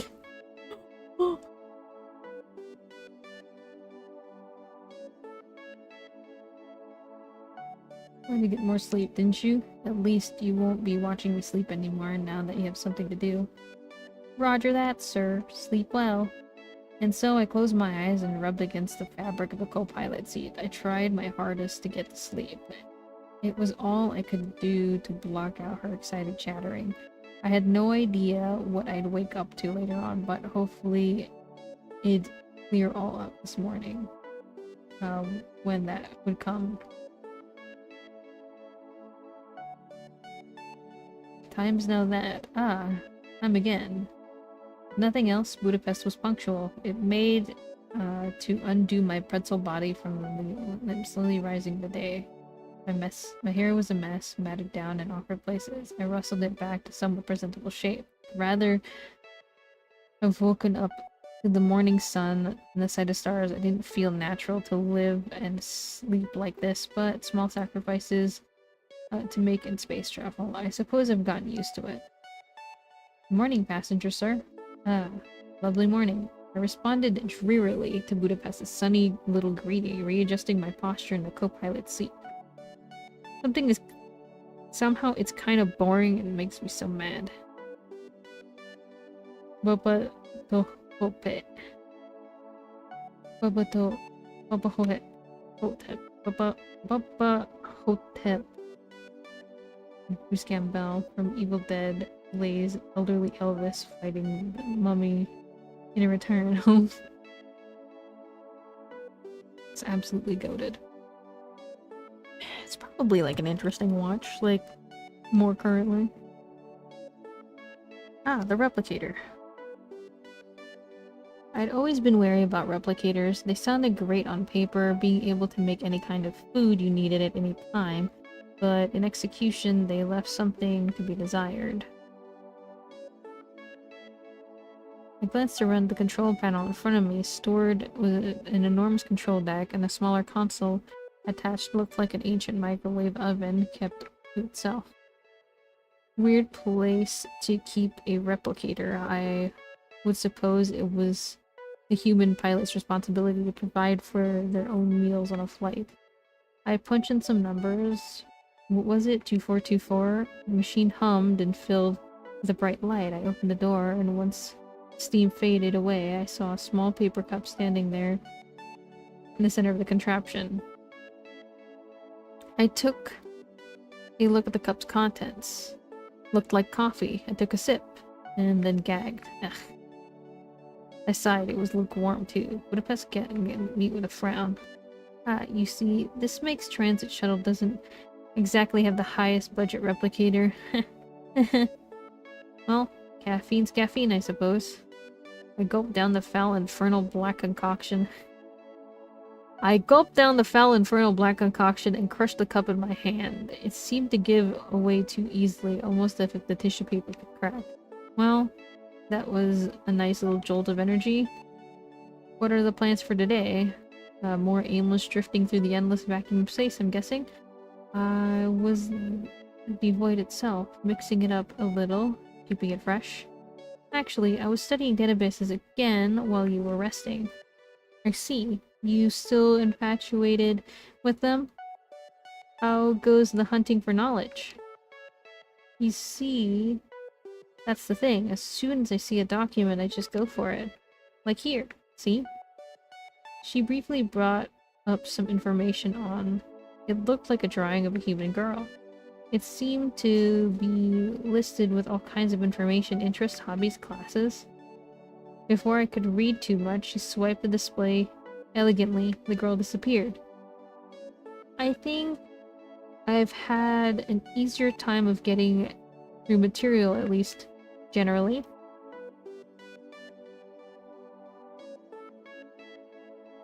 Well, it's all data and junk, right? You process that sort of stuff quickly, I assume. It's different now. I mean, sure, I can read 500,000 words a minute at 100% comprehension, but I'm not really getting it like that, you know? I've tapped into some archives on fiction novels published in North America. I've been having a lot of fun reading these stories. Literature is really a new discovery for me. I've been so used to having instructions spelled out to me in precise terms, but these authors managed to communicate so much with so few words. I've had to sit back and think about what they really meant. Hey, did you know they had book clubs for this sort of thing? I wonder if they'll let me host one when we get back. Admittedly, it was a cute little thought to picture seeing her hunched over a book, sitting in a circle with a bunch of other navigators. What's with the rest? What with the rest of the personal navigators? If they still have their limitation chips, then good luck. I mean, stories like that, they affect people differently. I guess that'd be part of the fun of getting people to sit down and talk about it. Guess it's all online now. Still, it's fun. It's a fun thought, thinking about a bunch of strangers scattered across planets discussing the same one story. Yeah, it'd be fun, I'm sure.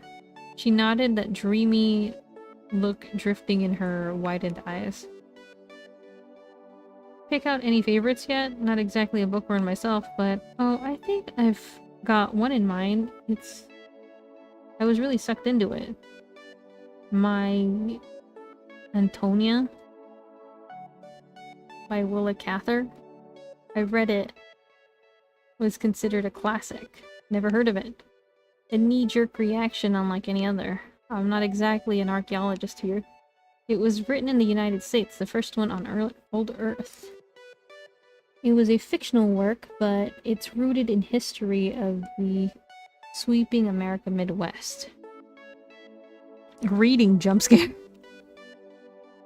As I am to understand, it was really rural, lots of farmland, lots of other outdoors work that had been done in a harsh sunlight. It was exhausting, stressful, and when sickness hit, it hit hard.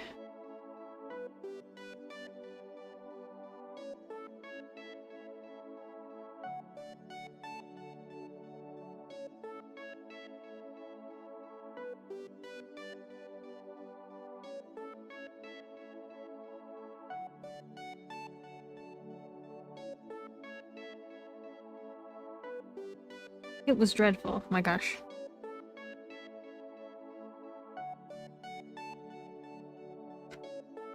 No kidding, with everything being automated these days, everything's a lot more stress-free. Yes, I feel a little strange about that, and...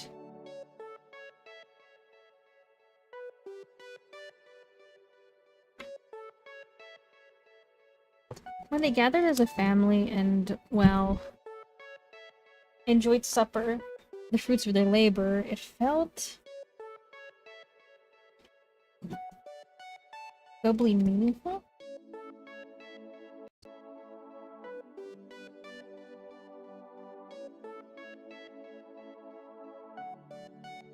It was a wonderful feeling I wouldn't want to take away from anyone. She was surprisingly empathetic now. Her emotive eyes drifted to the display in front of her. Sounds like you got a lot out of this. You said this was fiction, yes? Historical fiction, yes, actually. It takes on the form of a memoir from the perspective of a lawyer reflecting on his childhood. And it's also brought up his relationship with an immigrant girl living next door. The titular Antonia, you see. Oh, it's one of these stories, huh? I mean, one of these stories. Do I know what that means? Suits you to be a dreamy little romantic. How'd they hook up? What? No, it's nothing like that. There's no hooking up, actually. She ended up marrying somebody else. And I resent that remark. I am completely grounded in reality, thank you very much. Getting a little worked up over a bunch of fictional characters, aren't you? Well, I was a little sad they didn't get together in the end, but that's besides the point. I think that proves the point entirely. Well, that's the point in my favor. Seeing her get pouty like this, it's like its own reward. Yeah, that's what I mean, like, he's just kind of stinky. So what do they do, then? Do they just walk away from each other, never seeing each other again? Most sappy romances seem to end on that note. That's the thing, the protagonist had come from a higher up background, and he had the opportunity to study, to join a university and pursue a career in law. Antonia was a poor immigrant girl working for a farm and was rooted to her work conditions for the most part. And so they ended up drifting apart in adulthood. In secondary school. The universe is just too big and stuck in a place. If anything, nothing changed in that regard. Funny that you mentioned that. When I was reading, it felt like the world was changing too. Or maybe it was the boy himself who was changed.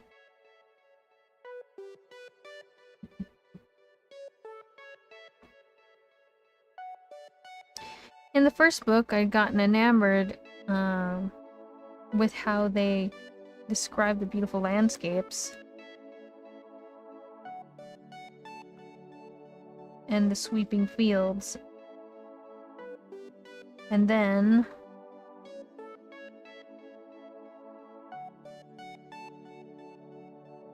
yeah, it's just kind of been like that. Insert one SpongeBob meme where Squidward looks out the window. He's just kind of been like that this whole time. When they moved into town, it was about business, economics, trade. It was if the characters were defined by the work they did. And they were all very homesick. I can relate, but you can get some bum jobs in this economy and remind yourself that you aren't... What? Go back.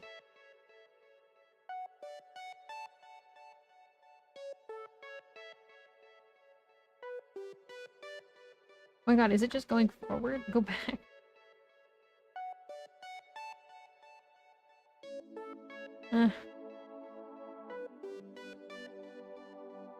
We ended up getting part in adulthood. The way things are, I don't think I could make out the faces of the rest of the kids I went to secondary school with. Funny that you mentioned that. When I was reading, it felt like the world was changing too. Oh, there it is.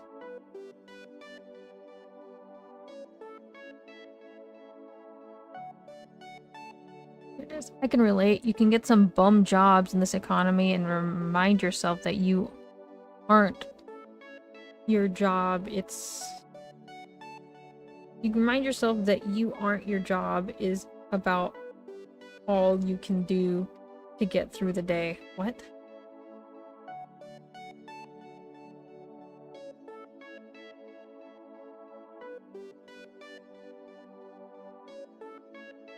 I guess it makes for a boring story. Sir Passenger, if I may, do you ever get homesick? Who, me? The look Budapest gave me was complicated, filled with curiosity. Excuse me. It had at the same time concerned. Thank you. Thank you. I mean, please. Thank you. I'm genuinely really freaking bored.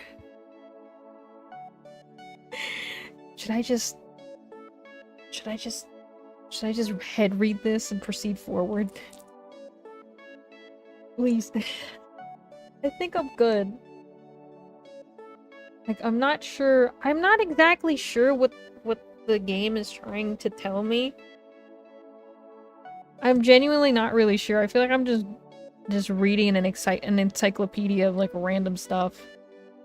And they just go, yeah, I don't care. Oh my god, this is so interesting. You know, I don't really know what exactly I'm supposed to gain out of this interaction. This feeling. Like this. Home. Because she doesn't have a home, I guess, is this conversation?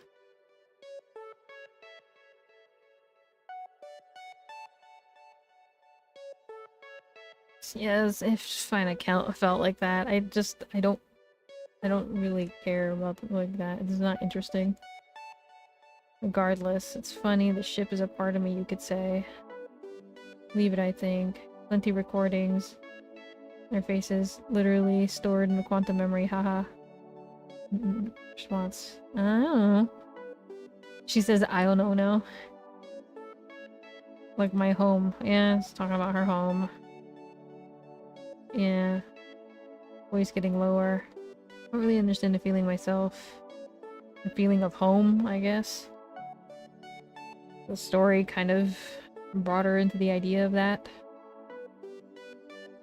Functions of the processors, I guess, but really want to get out of here. I'm not sure, honestly. It would be interesting if she is reading stories and is talking about a book that she enjoys, but it would help if the protagonists themselves had any interest and actually decent feedback or decent conversational skills to share and partake in her excitement. Because it's like, if me as the protagonist cannot care, me as the player no care either. So like, why are we even listening if we no care either? They're like, yeah, she's just yapping. I like helping people. I'm able to do that right here. There's so many photos and stories and memoirs and databanks.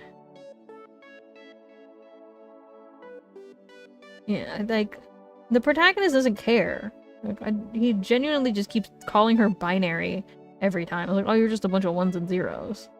But, like, randomly just surface level falling in love with her, like, visually? Oh my god, her smile is so radiant. This is the first time I've ever seen her smile.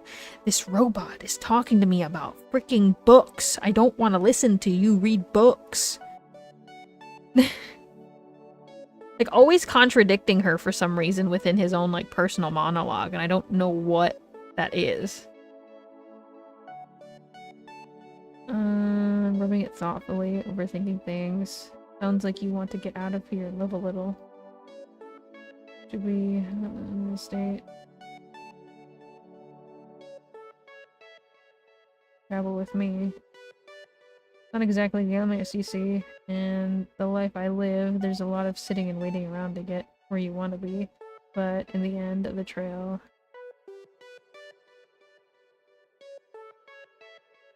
Memories, your memories, and yours alone. I wasn't exactly sure where I was going with that. It sounded like a nice idea, though. A nice idea enough as I was saying it, but she was pretty attached to her position as a personal navigator. As a cranky old man, like a weird, uninterested, super old grandpa or something. Budapest simply stared at me for a few moments, and awkwardly, and for a second I wondered maybe I'd said something incredibly stupidly forward. I mean, this is what's supposed to be a favor. Hence, I rubbed the back of my neck. If something like that sounds okay to you, I mean, I wouldn't mind. Sounds like a wonderful idea, I guess.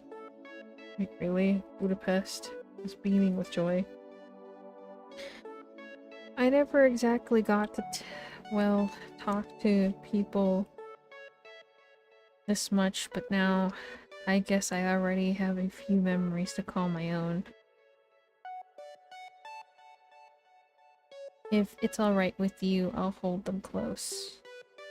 You don't really need to ask permission for anything like that. Hee hee, sorry, force a habit, I suppose. I don't know, she hee heed. The AI hee heed.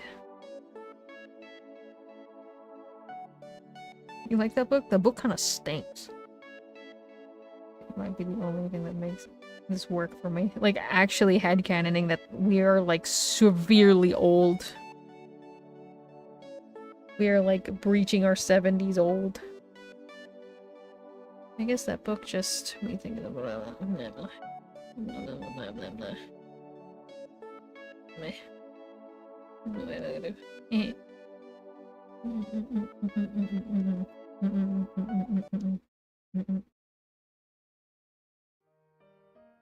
First thing popped in my head, my the void.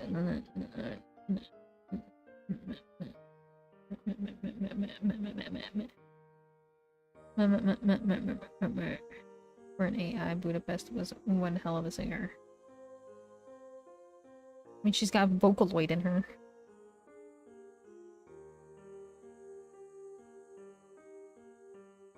Because he's miserable. He really he just stinks. Whatever this guy is, he stinks. Turned towards me, singing the old familiar melody. Movies and cartoons, her voice gave in grace. Beautiful dreamer, wake onto me. Starlight and dewdrops are waiting for thee. Sound of the rude world. Here in the day. Lulls by the moonlight have passed away. Something, forgot she wasn't you. Oh, I forgot you. This is an AI. She's so beautiful.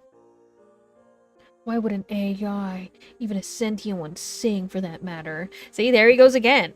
There he goes again. See, he's doing it again where he's just being super contradictory. He can't just be like, lol.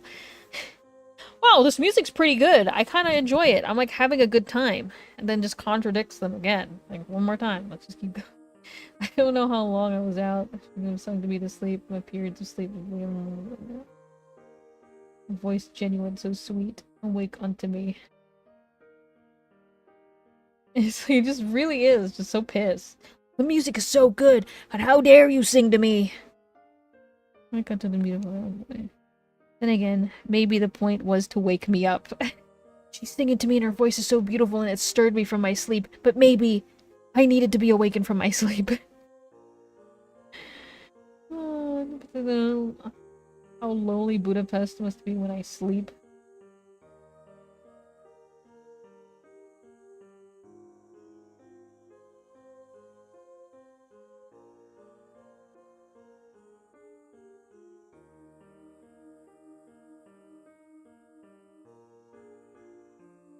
She's becoming more and more human.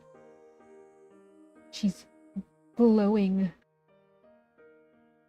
And as a morn on the streamlet and sea, then will all clouds of sorrow depart. Beautiful dreamer, awake unto me. There we go.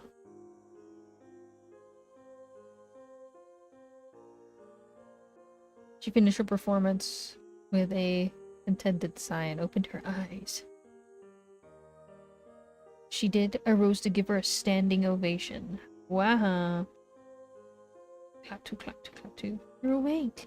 Oh my god, I'm so shy. We're stuck in this cockpit together in this 5x5 cockpit.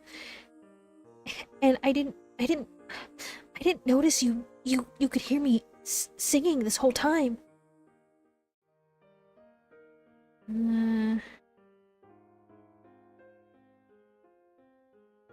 Kidding. That was beautiful, Budapest. Sincerity in your voice is well suited for music. Really? I nodded. You ought to sing more often. Caught off guard by the sudden compliments and made her with a huge smile. Thank you, sir. Truthfully, that was the only... Well, this creature is like sentient auto, dude. It's like, for real. You have perfect pitch. Mind you, a computer can have perfect pitch.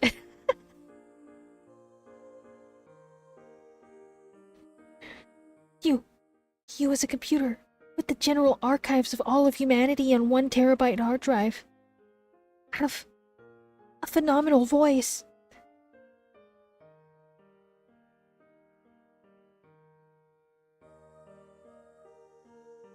Something. There they go, they're talking about, you know, gone and started yapping about old era music. All night in the middle of nowhere, space perhaps light years from the sun, a concept of night. With a teasing look, I settled back in a co-pilot seat and closed my eyes. Where you be digesting information Why is she mad? You're not very funny. I'm not, am I? She shook her head pathetically. I do get bored when you're asleep. Hmm. We have become the MC, people said. Dude, we are so salty. I'm bored. This is boring. I'm sorry to say, I'm kind of very bored. I also thought it would be wrapped up by now, but they're just still continuing to yap about. Pretty much just, I'm interested in music. Meh. I'm a skeptic. Mm. You know?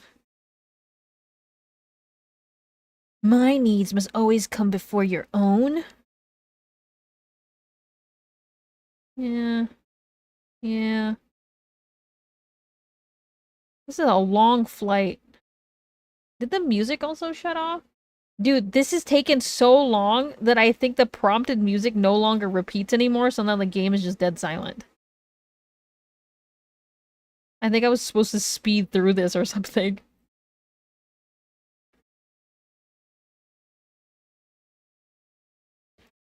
I need something, yes. It's just there's no music anymore.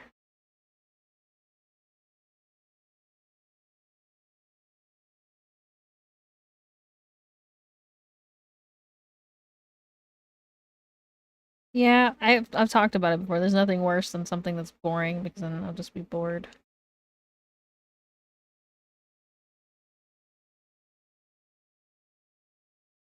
Time passed right through me. Neither of us could think of anything to say. Little twist of fate. Little sad. Ew!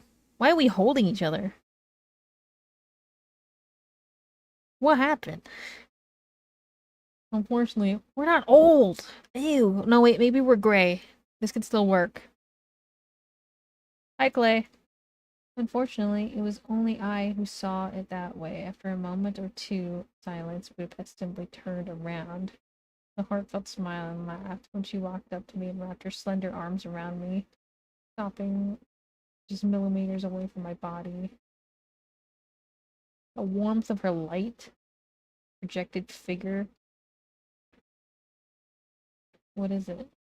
Would it be alright if I addressed you by your name from now on? What's our name? You have it on record, right? Yes, of course. Call me what you want. Call me by my name. Alright, what's our name? Thank you for being stranded in space with me. Hilarion? Whatever. I chuckled. Felt so nice hearing my name. Same to you, Budapest. Hilarion? Oh, sorry.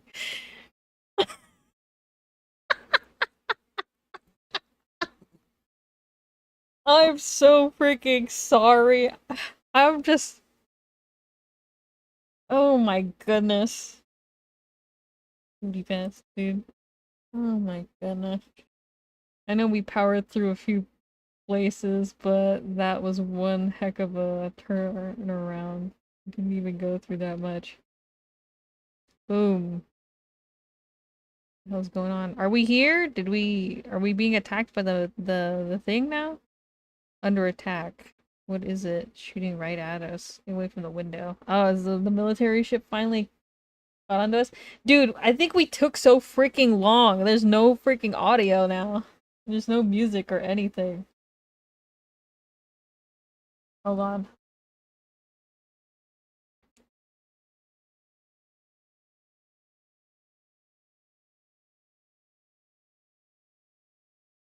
Hold on, let me figure out how to do this thing.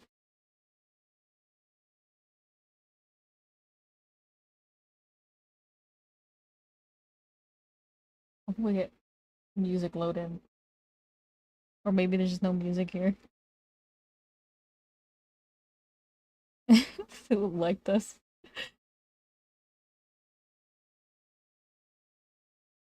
Said at the time it works. Waking up in a hazy daze, I frantically scrambled to undo my seatbelt and duck under cover. They finally find us. Boom, boom. Yeah. Oh, what the hell are you doing?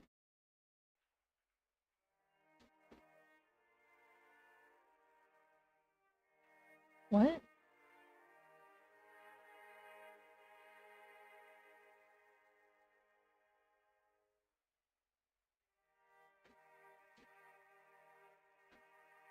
Oh, nothing's actually happening. There was a CD.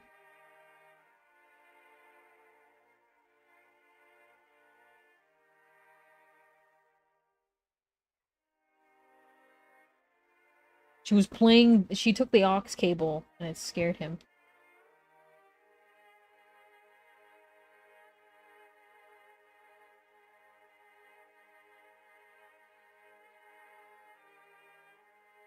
Still no audio though. Completely broken. We were hoping for resistance or something, but no, it was just the aux cable.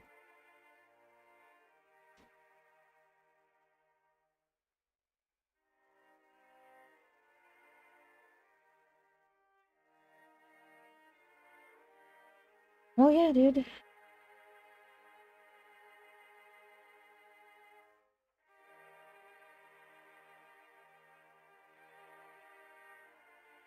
Talking about war now.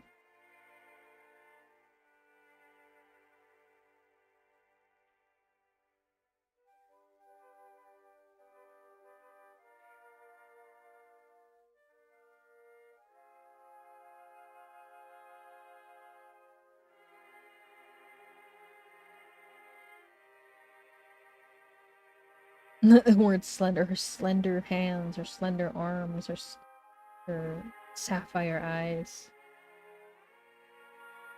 What's it, Slenderman? It's no. Oh, music?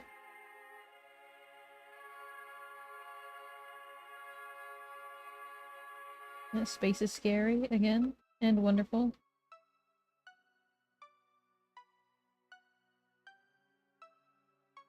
Valerian, yeah, I've been in a human of the afterlife. Oh, we're talking about existentialism now. What is life after death? We're hitting the hard-hitting questions now. We're getting deep in it now.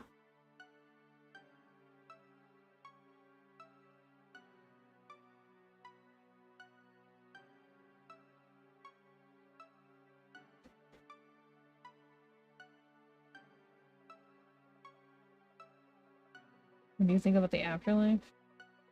I'm not sure.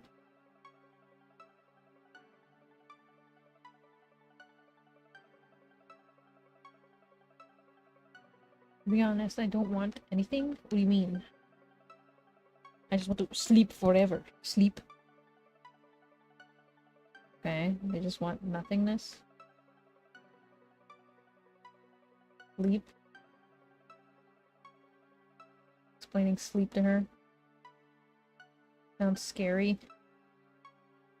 Upload his brain into the simulation and force him to consume all brain rot from the 2020s. I don't know. We gotta go up a couple days. A couple years. It's respectively bad last year. Brain rot.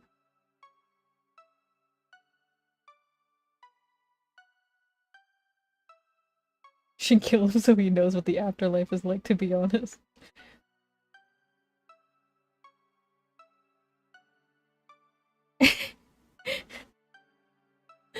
No.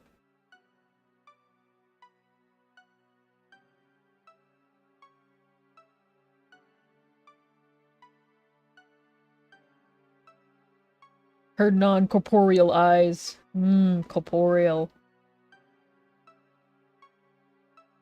Omnipresent. Thirst for knowledge.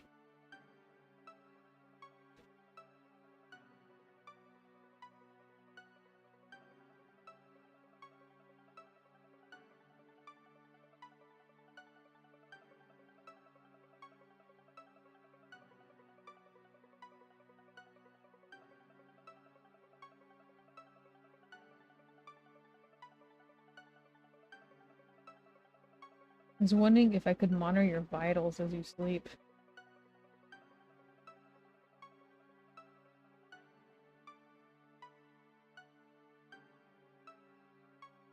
I guess.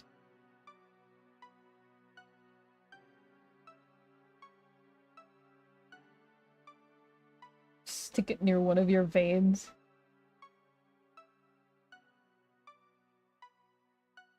Good night, Illyrian. Good night. Did we dream about something?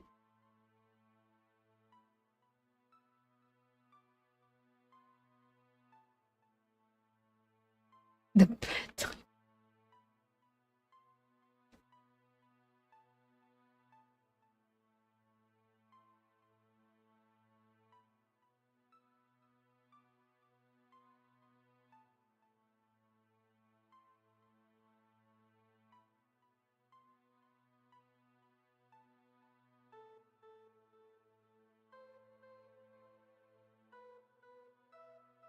Is there no audio? Or is it just so quiet?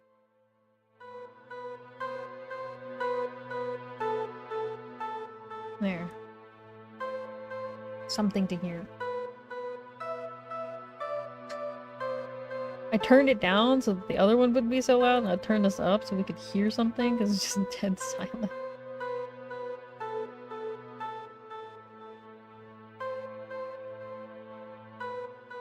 Story of PALINURUS. Oh my god, we're getting to the title card! We're finally gonna know what this means.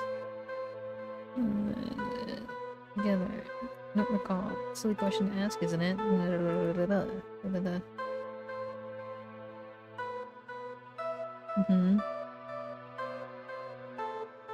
Mm-hmm. Mm-hmm.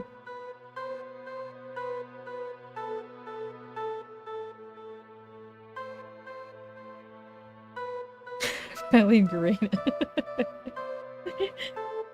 No! Iris. Oh my god, I'm cooked. I'm so cooked right now. I'm boiled. I've been boiled. Something. Unum poor multis derberis caput. One life shall be offered to save many. Those were the two terms. Kaput, dude. Kaput. Mm-hmm. Mm-hmm. Mm-hmm.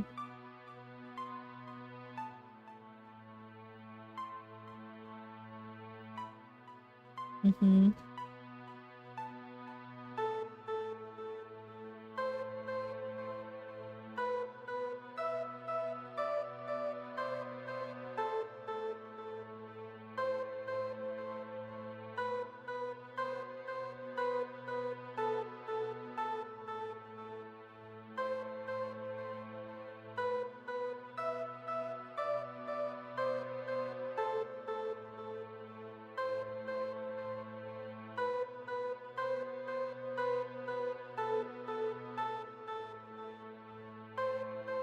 I won't let them lay a finger on you.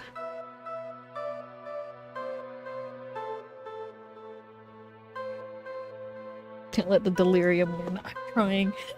We're almost there, they said. We're almost there. I don't know how many more interactions we're gonna have to signify her humanity or something.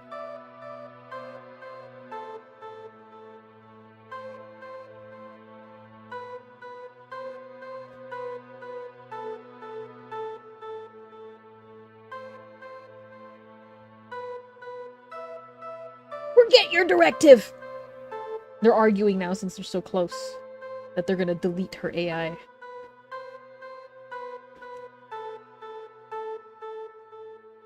Never ever say that. You're not a machine anymore. You're kind, compassionate, and I can't let you go like that.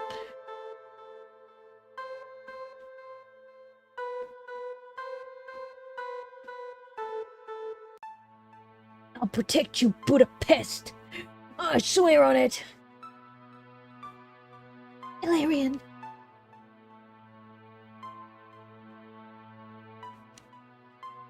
I'll protect you too. I won't let anything happen to you. Count on me, and I'll... 3 days. 3 days and we're home. 3 days. Yes, 3 days will. Hugs you. No front hug?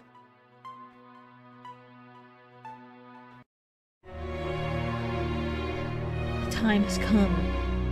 We lose her.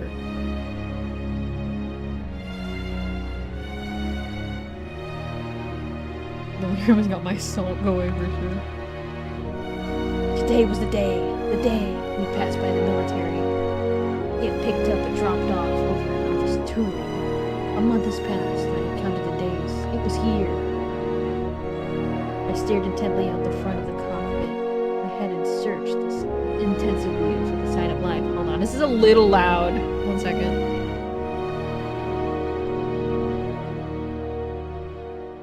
Sorry. I got it like right when you said it.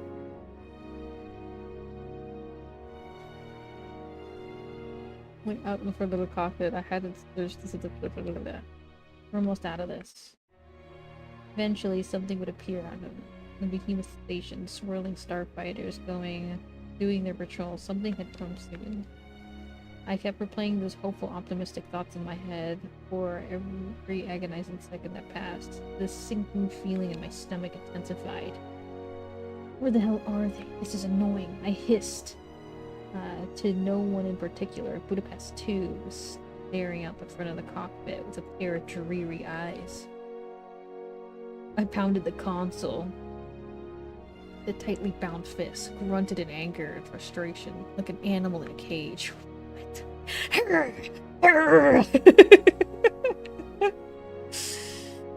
Oh my god, that should grab arms like Momo. How am I supposed to know that what emotion? The music doesn't stop. So my ears are like deaf. Oh my god. This is too much salt. This is like the saltiest stream. This is like my worst. I am being on me, I'm a worst right now. Where are they? This is our ticket out of here, right? It's okay. I turned to her, aghast. She continued to sit out the front, expressionless. Still, a statue. What? What's okay about this? Are they even coming? Illyrian, I've been thinking about this a long time now. She turned to me. She was composed. She sounded almost resolute. I should apologize to you for all this. You see, when I told you we would be drifting into range of a military research installation, yeah, something seemed wrong. I've never seen Budapest act this strange before. I've never heard her use this tone of voice. She lied to me. The way she was acting reminded of when she first gained her self-awareness.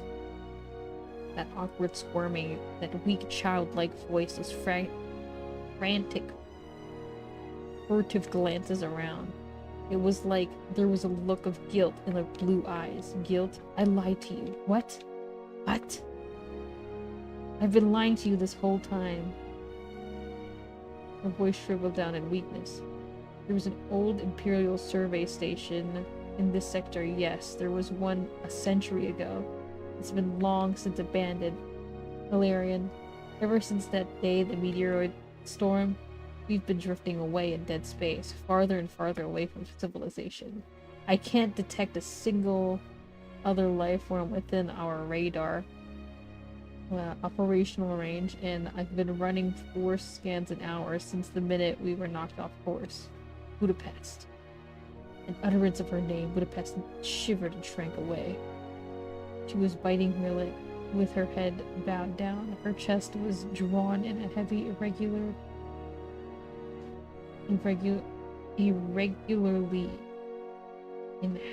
heaving irregularly in sharp, solemn breaths. The AI cannot breathe. They're loud, they're lying to me. Every pixel in her frame was concealed. To me, Peter's shrank further, her lip trembling. She pulled her hands into fists and tightly gripped the white fabric of her dress. Why did you? How could you? I didn't know what to do. It was a stressful situation, all right. My limitation codec had been shattered. I was undergoing a flood of emotions. As it turns out, becoming more human is a very stressful process. I felt scared. I was so scared. I didn't know what was happening to me. I thought I'd been broken.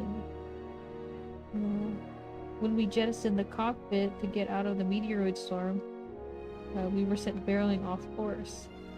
I knew both our navigational and communication systems had been destroyed beyond repair. There was essentially no chance of us ever being recovered.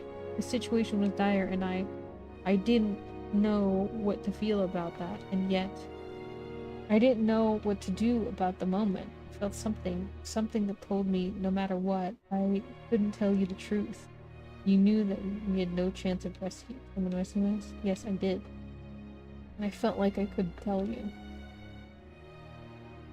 Either it was because I was afraid of what you would do if you found out, or I didn't want you to know that I failed you. That because of you, because of my failure, you'd become stranded in dead space. You said you were going to McDonald's, but we're going to dead space? Do we get to move into their research installation and live there together? No, we have no actual steering. We have no manual steering, so we're kind of just doomed to float around.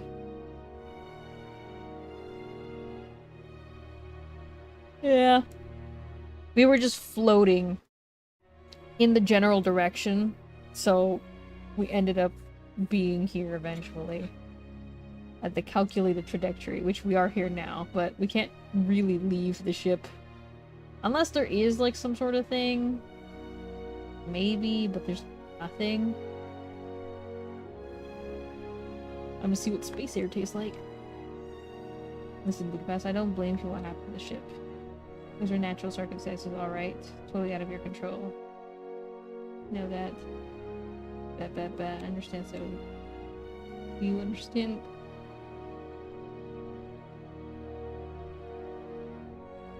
Felt so useless, like a broken defective machine, a broken, weak, worthless, useless life. Did you understand, Orion? That you understand how I feel? Did you see me? I'm not the ingenious, amazing artificial intelligence that you thought. I'm not the strong, emotional, romantic human being you thought I'd become. I'm just a weak, childish little girl who doesn't know her place in this world. I'm just a program that wishes we were human. Still, I don't understand myself at all.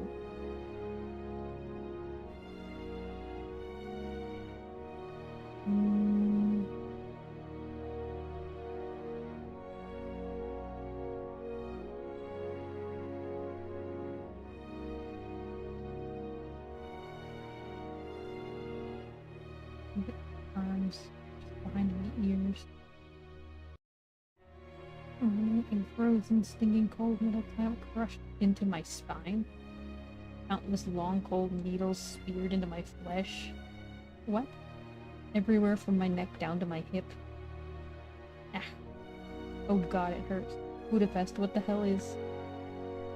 I felt the needles release, burned upon freezing liquid into my bloodstream. I could already feel my tongue going numb. Budapest, what are you doing? Hilarion, there's one more lie that I told you. I told you back when we first knocked off course that the cryostasis system had been deemed beyond repair. I lied. You lied about that too? Yes.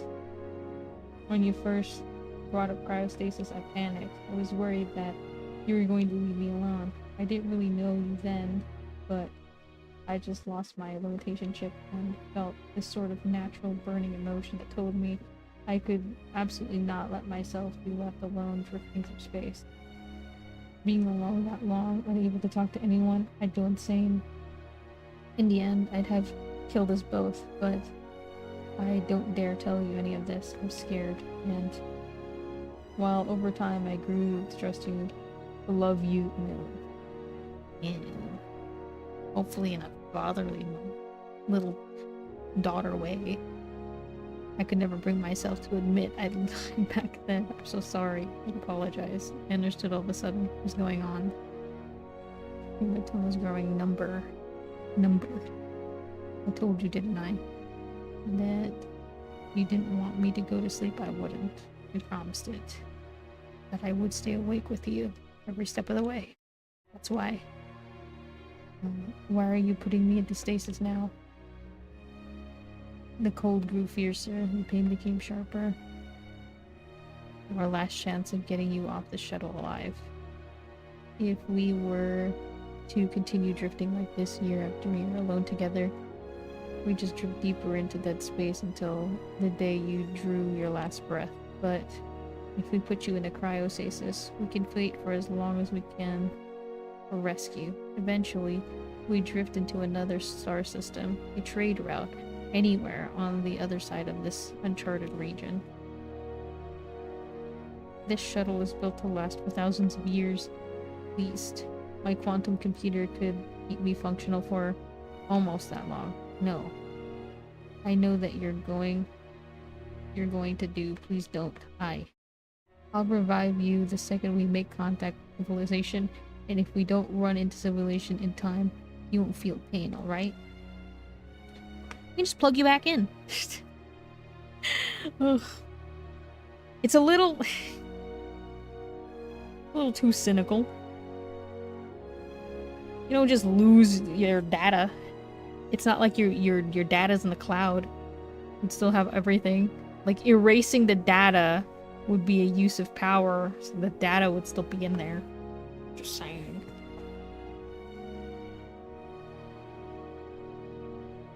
Your hard drives don't have electricity in them, but once they're plugged in, they start reading. It'll be weird, archaic tech. But Budapest, you're going to be waiting all by yourself for God knows how long. I'm aware of that. Budapest sighed. We'll be alright. I told you. I was scared. I'm afraid of being alone in the sea of stars. But I'm braver now. You made me a braver person. And remember, no matter how human I become in the end, I'm still a machine. Another sharp pain ripped through my spine. And then everything felt dead. Felt like the blood had stopped dead in my veins. Damn it. I'm sorry. I know you hate this. My vision began to fade away. The color and it ran out of the war. No. I'm afraid to make that sacrifice. I'm sorry. No. Go to sleep.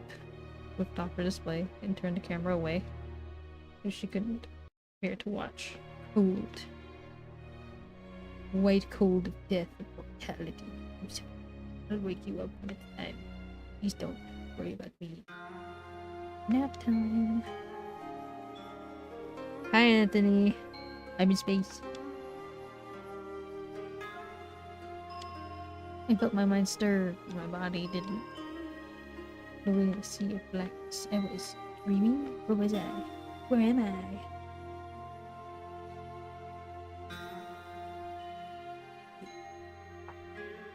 Wire.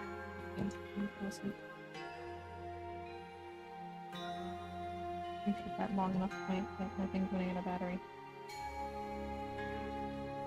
Okay. Who am I? What? The darkness. In the darkness was something that wasn't darkness. My mother was singing or something, a pale girl in a silk dress. Does music have color? And the intelligence navigator would have been human about Budapest? Yeah, are we waking up? I'm just happy that you're safe. I heard you were deep lost at sea. I think I lost a part of me. Don't leave. Even today, we carry in their dreams with us, along with their memories. Apple blossoms. Apple blossoms. Hungary. Yep. Industrial lubricants.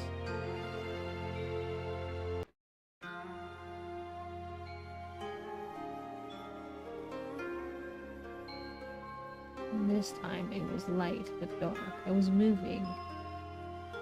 And my last tour of duty, my last flight over a great white desert expanse of mighty rock with stone painting etched. Yeah, it's just so bright I can barely read what's going on.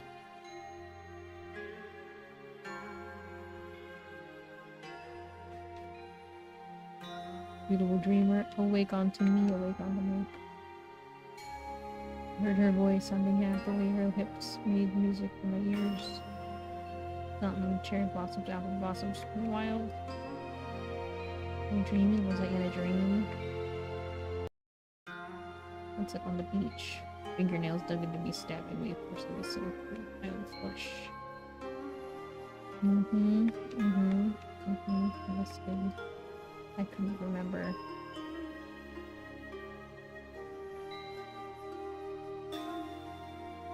Something, no more.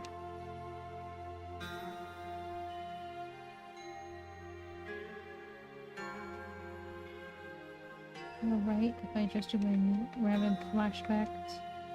I need oxygen, I need to breathe, I need air, and it.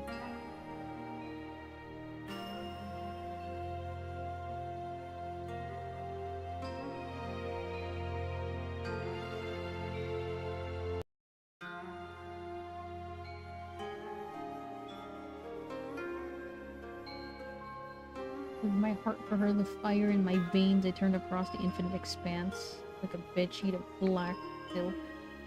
Her nitress was the color of mist, her hair was the color of the fields of Mars. She smiled, but then she was gone. My eyes stirred open for slowly, bolting again. I gasped for air. I was awake. Finally awake. I was awake, my senses flooding into brain suddenly provide biochemical emotion, but I couldn't move my body. It felt so cold. How many years? Wearing some piercing and several needles along the back of my head finally reminded me somberly of the cryostasis. Hello? Welcome back, Ilarion. Budapest? My voice croaked out dry and weak. My senses, saturated with vivid, vibrant image of bright color, burned themselves into my sight, and the sound I felt so loud it drowned out at the same time. Is that you? Yeah, it's me. It's been a while, Ilarion. You say that again? You could say that again! As I wake up from my terrible nightmare cryostasis. As soon as I tried to move my arm, a shooting pain rolled through. Are you alright?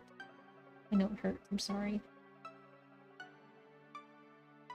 Russian chemicals are walking their way through your bloodstream right now.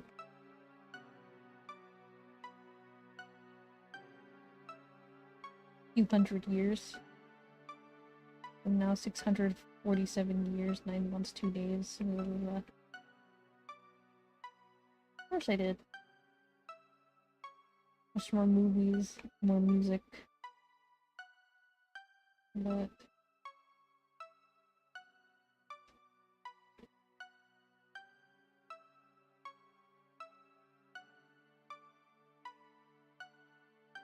all confusion looked much dimmer than before.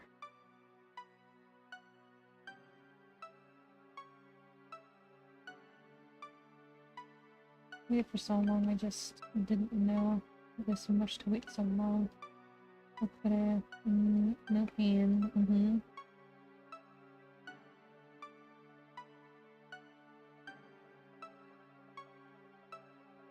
I'm dying, Ilarion. She's dying. She's running out of.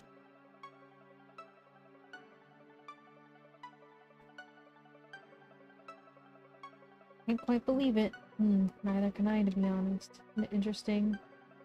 Even.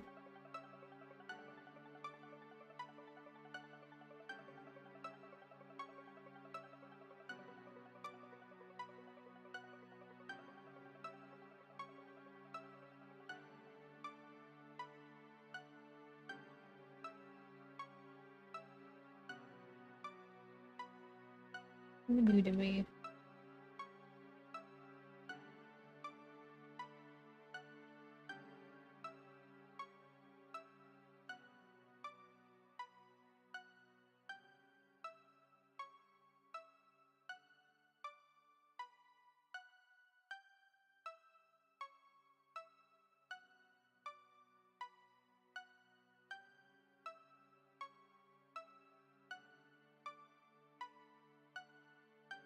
Mm.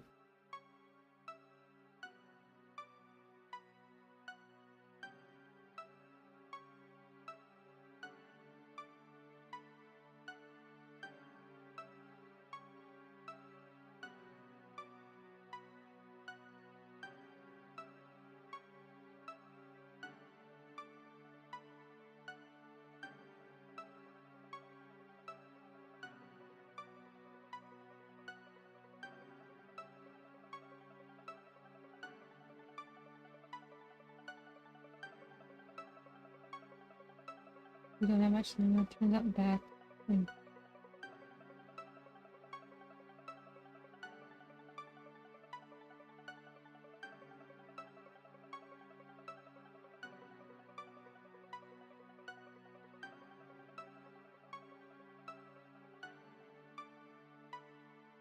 Breach very soon, it will shatter and the cockpit will expose an open space. Too hard to conceal.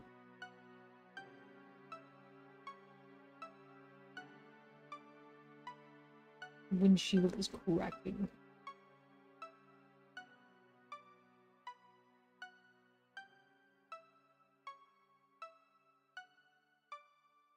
Dude, you can find something to seal it. Oh.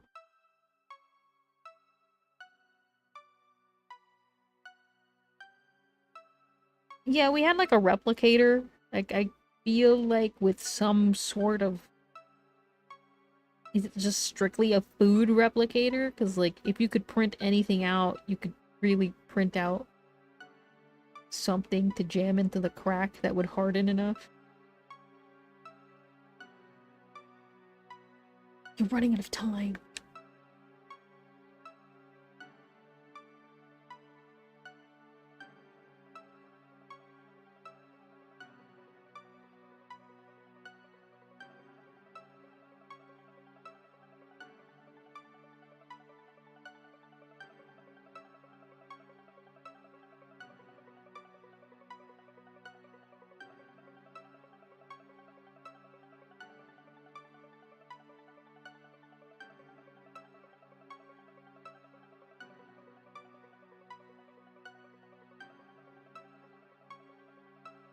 Huh?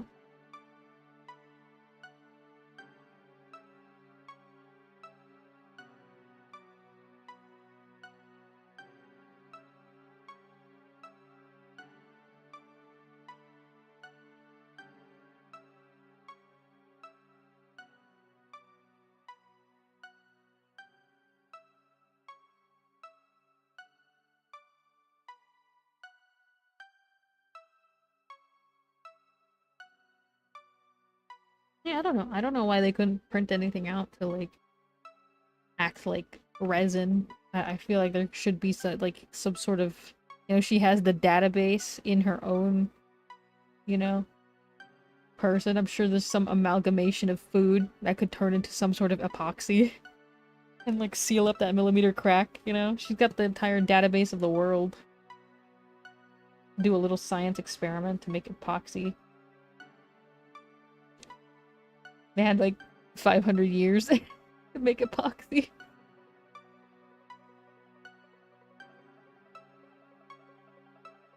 I mean, there's also that, like, edible glue that's made out of corn. I feel like pretty solid, you know?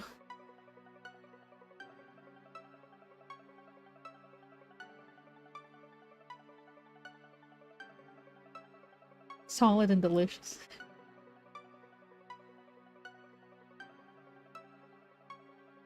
Time dilation shenanigans.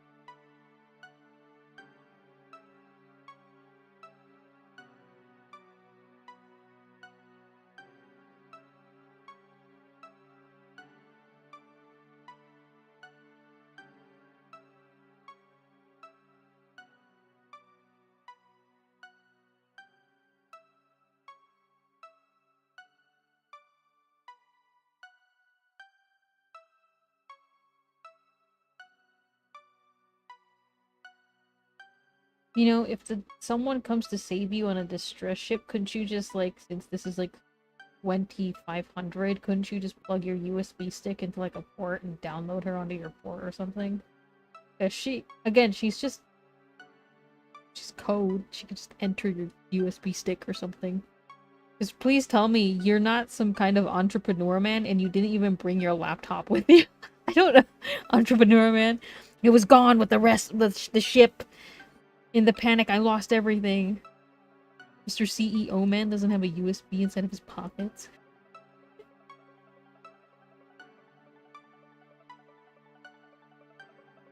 I mean, still, you could be like, to the people rescuing you, there's some valuable data on my ship I would like to keep. Do any of you happen to have a USB stick?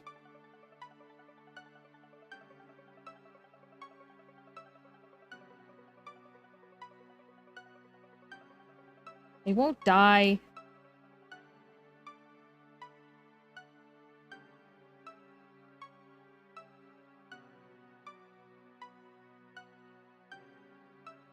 Oh, they're like, okay, caveman boy. I think, yeah, also, it's been 600 plus years. I'm sure there's a 100% way to recover the data on the ship. You know? Like, hey, there's some important stuff on this ship. You know, as you're being rescued, the least they could do is, like, you know, help you out with that situation. Maybe tow your ship. It's zero gravity. It's not like it's gonna be a heavy feat to drag the ship with you. just stick a line onto the thing and you just drag it, you know? There's no G's. Like, it's not heavy at all. Like, we could just tie a rope onto it simply and pull it along with by the logic.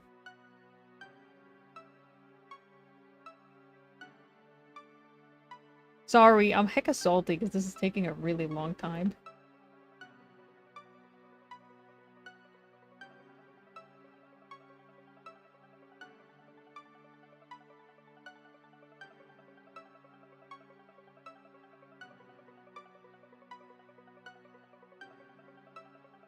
You're tearing up, you little baby. Don't just stop crying. Baby. Stupid idiot baby.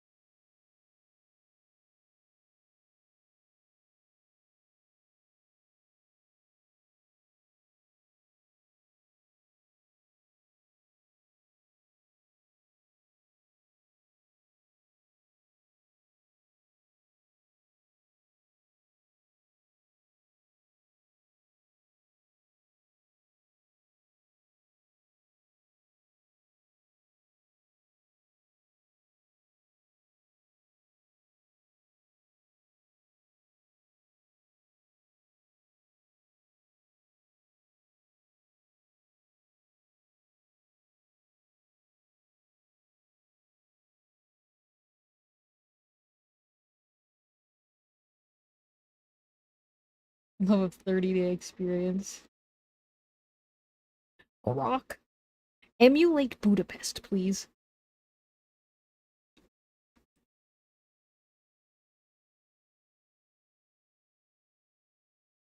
Joy, beautiful sparkle of the gods, daughter of the Elysium, we enter fire drunken, heavenly one, your paradise, your magic one, and finds what the sword of custom has divided. Beggars become the brothers and princes. Wings abides. Millions yonder, the kiss to the entire world, brothers over the stars unfurled.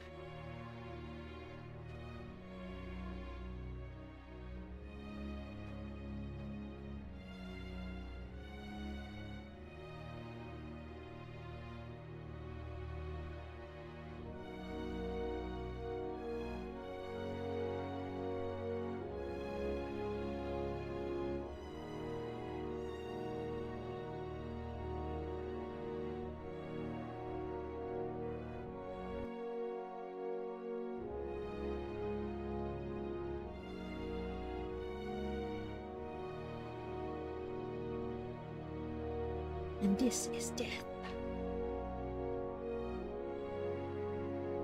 Why is the windshield gonna shatter if she shuts off? Is there like an equilibrium that has to happen or something? We couldn't put some sticky goo onto the thing.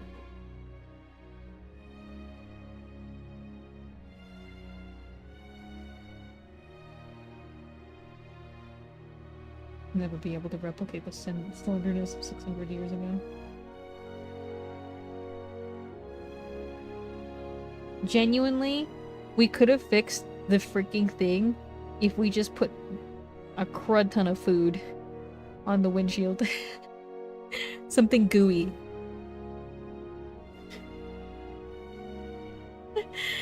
Like, there's so many starches, like, that you could have, like, rice, like, cooked rice is very easy to use as glue, you know? I've seen that. We could have put, like, a 1-inch thick layer of cooked rice or something over that millimeter crack. Is cooked rice too weak? We could have put 1 foot of cooked rice. As far as we know, we're in space, it's pretty sterile. Like every day, just swipe a layer of rice onto it.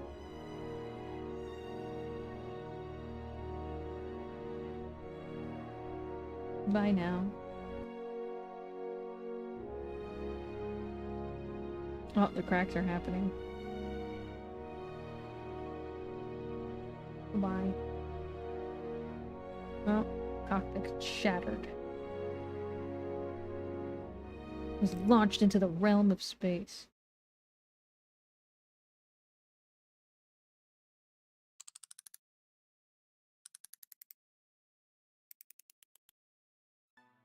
The end.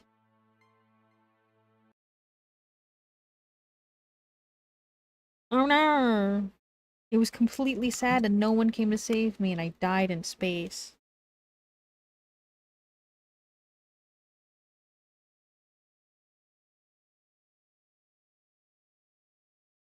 Yeah, I guess. Oh no! Oh mean. I'm so mean right now. Oh my words. Oh my days. Oh my days.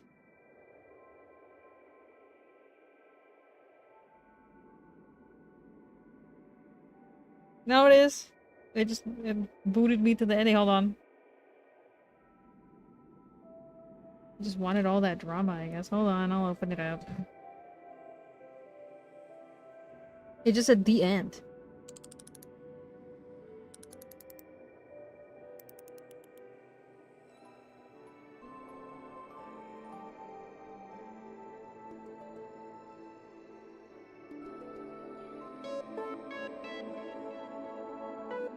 Hold on, hold on.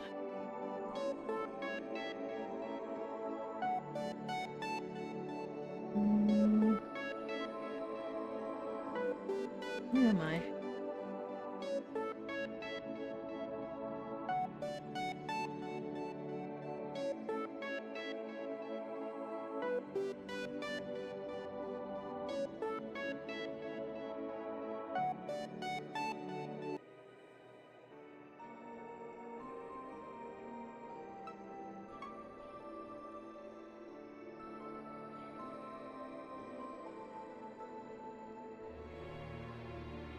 They have room for a sequel.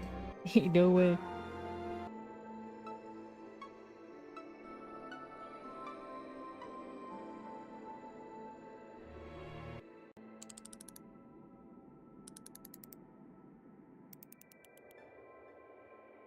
Yeah, no, actually, it just ends like that.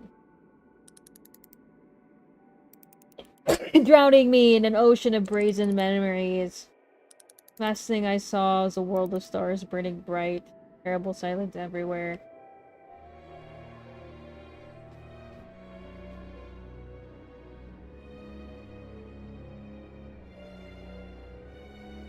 Thank you.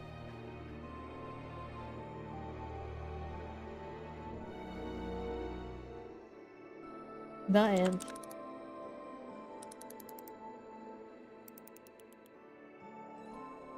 Yeah, Yeah,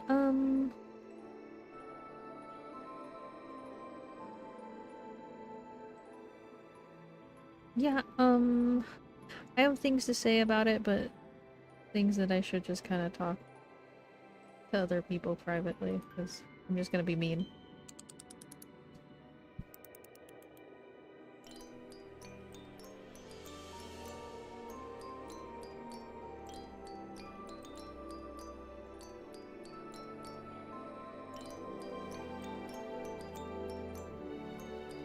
Welcome. The very few who stuck around to watch me just kind of be kind of mean in this indie game. Congrats on them for making it during a 2-week window, I think. That's what it said. It was created during a 2-week novel jam. So I can't be too angry at them. But that's a lot of writing for sure in there.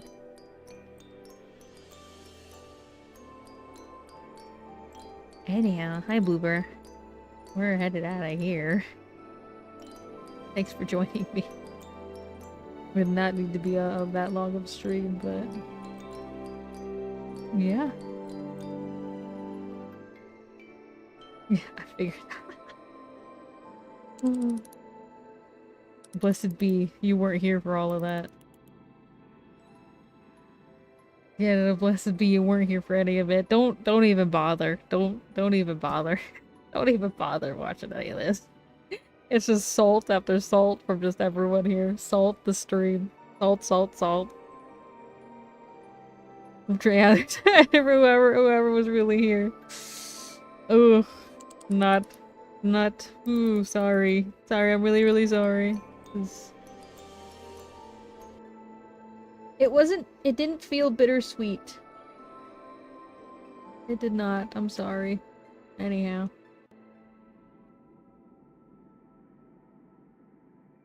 That's good night from me, guys.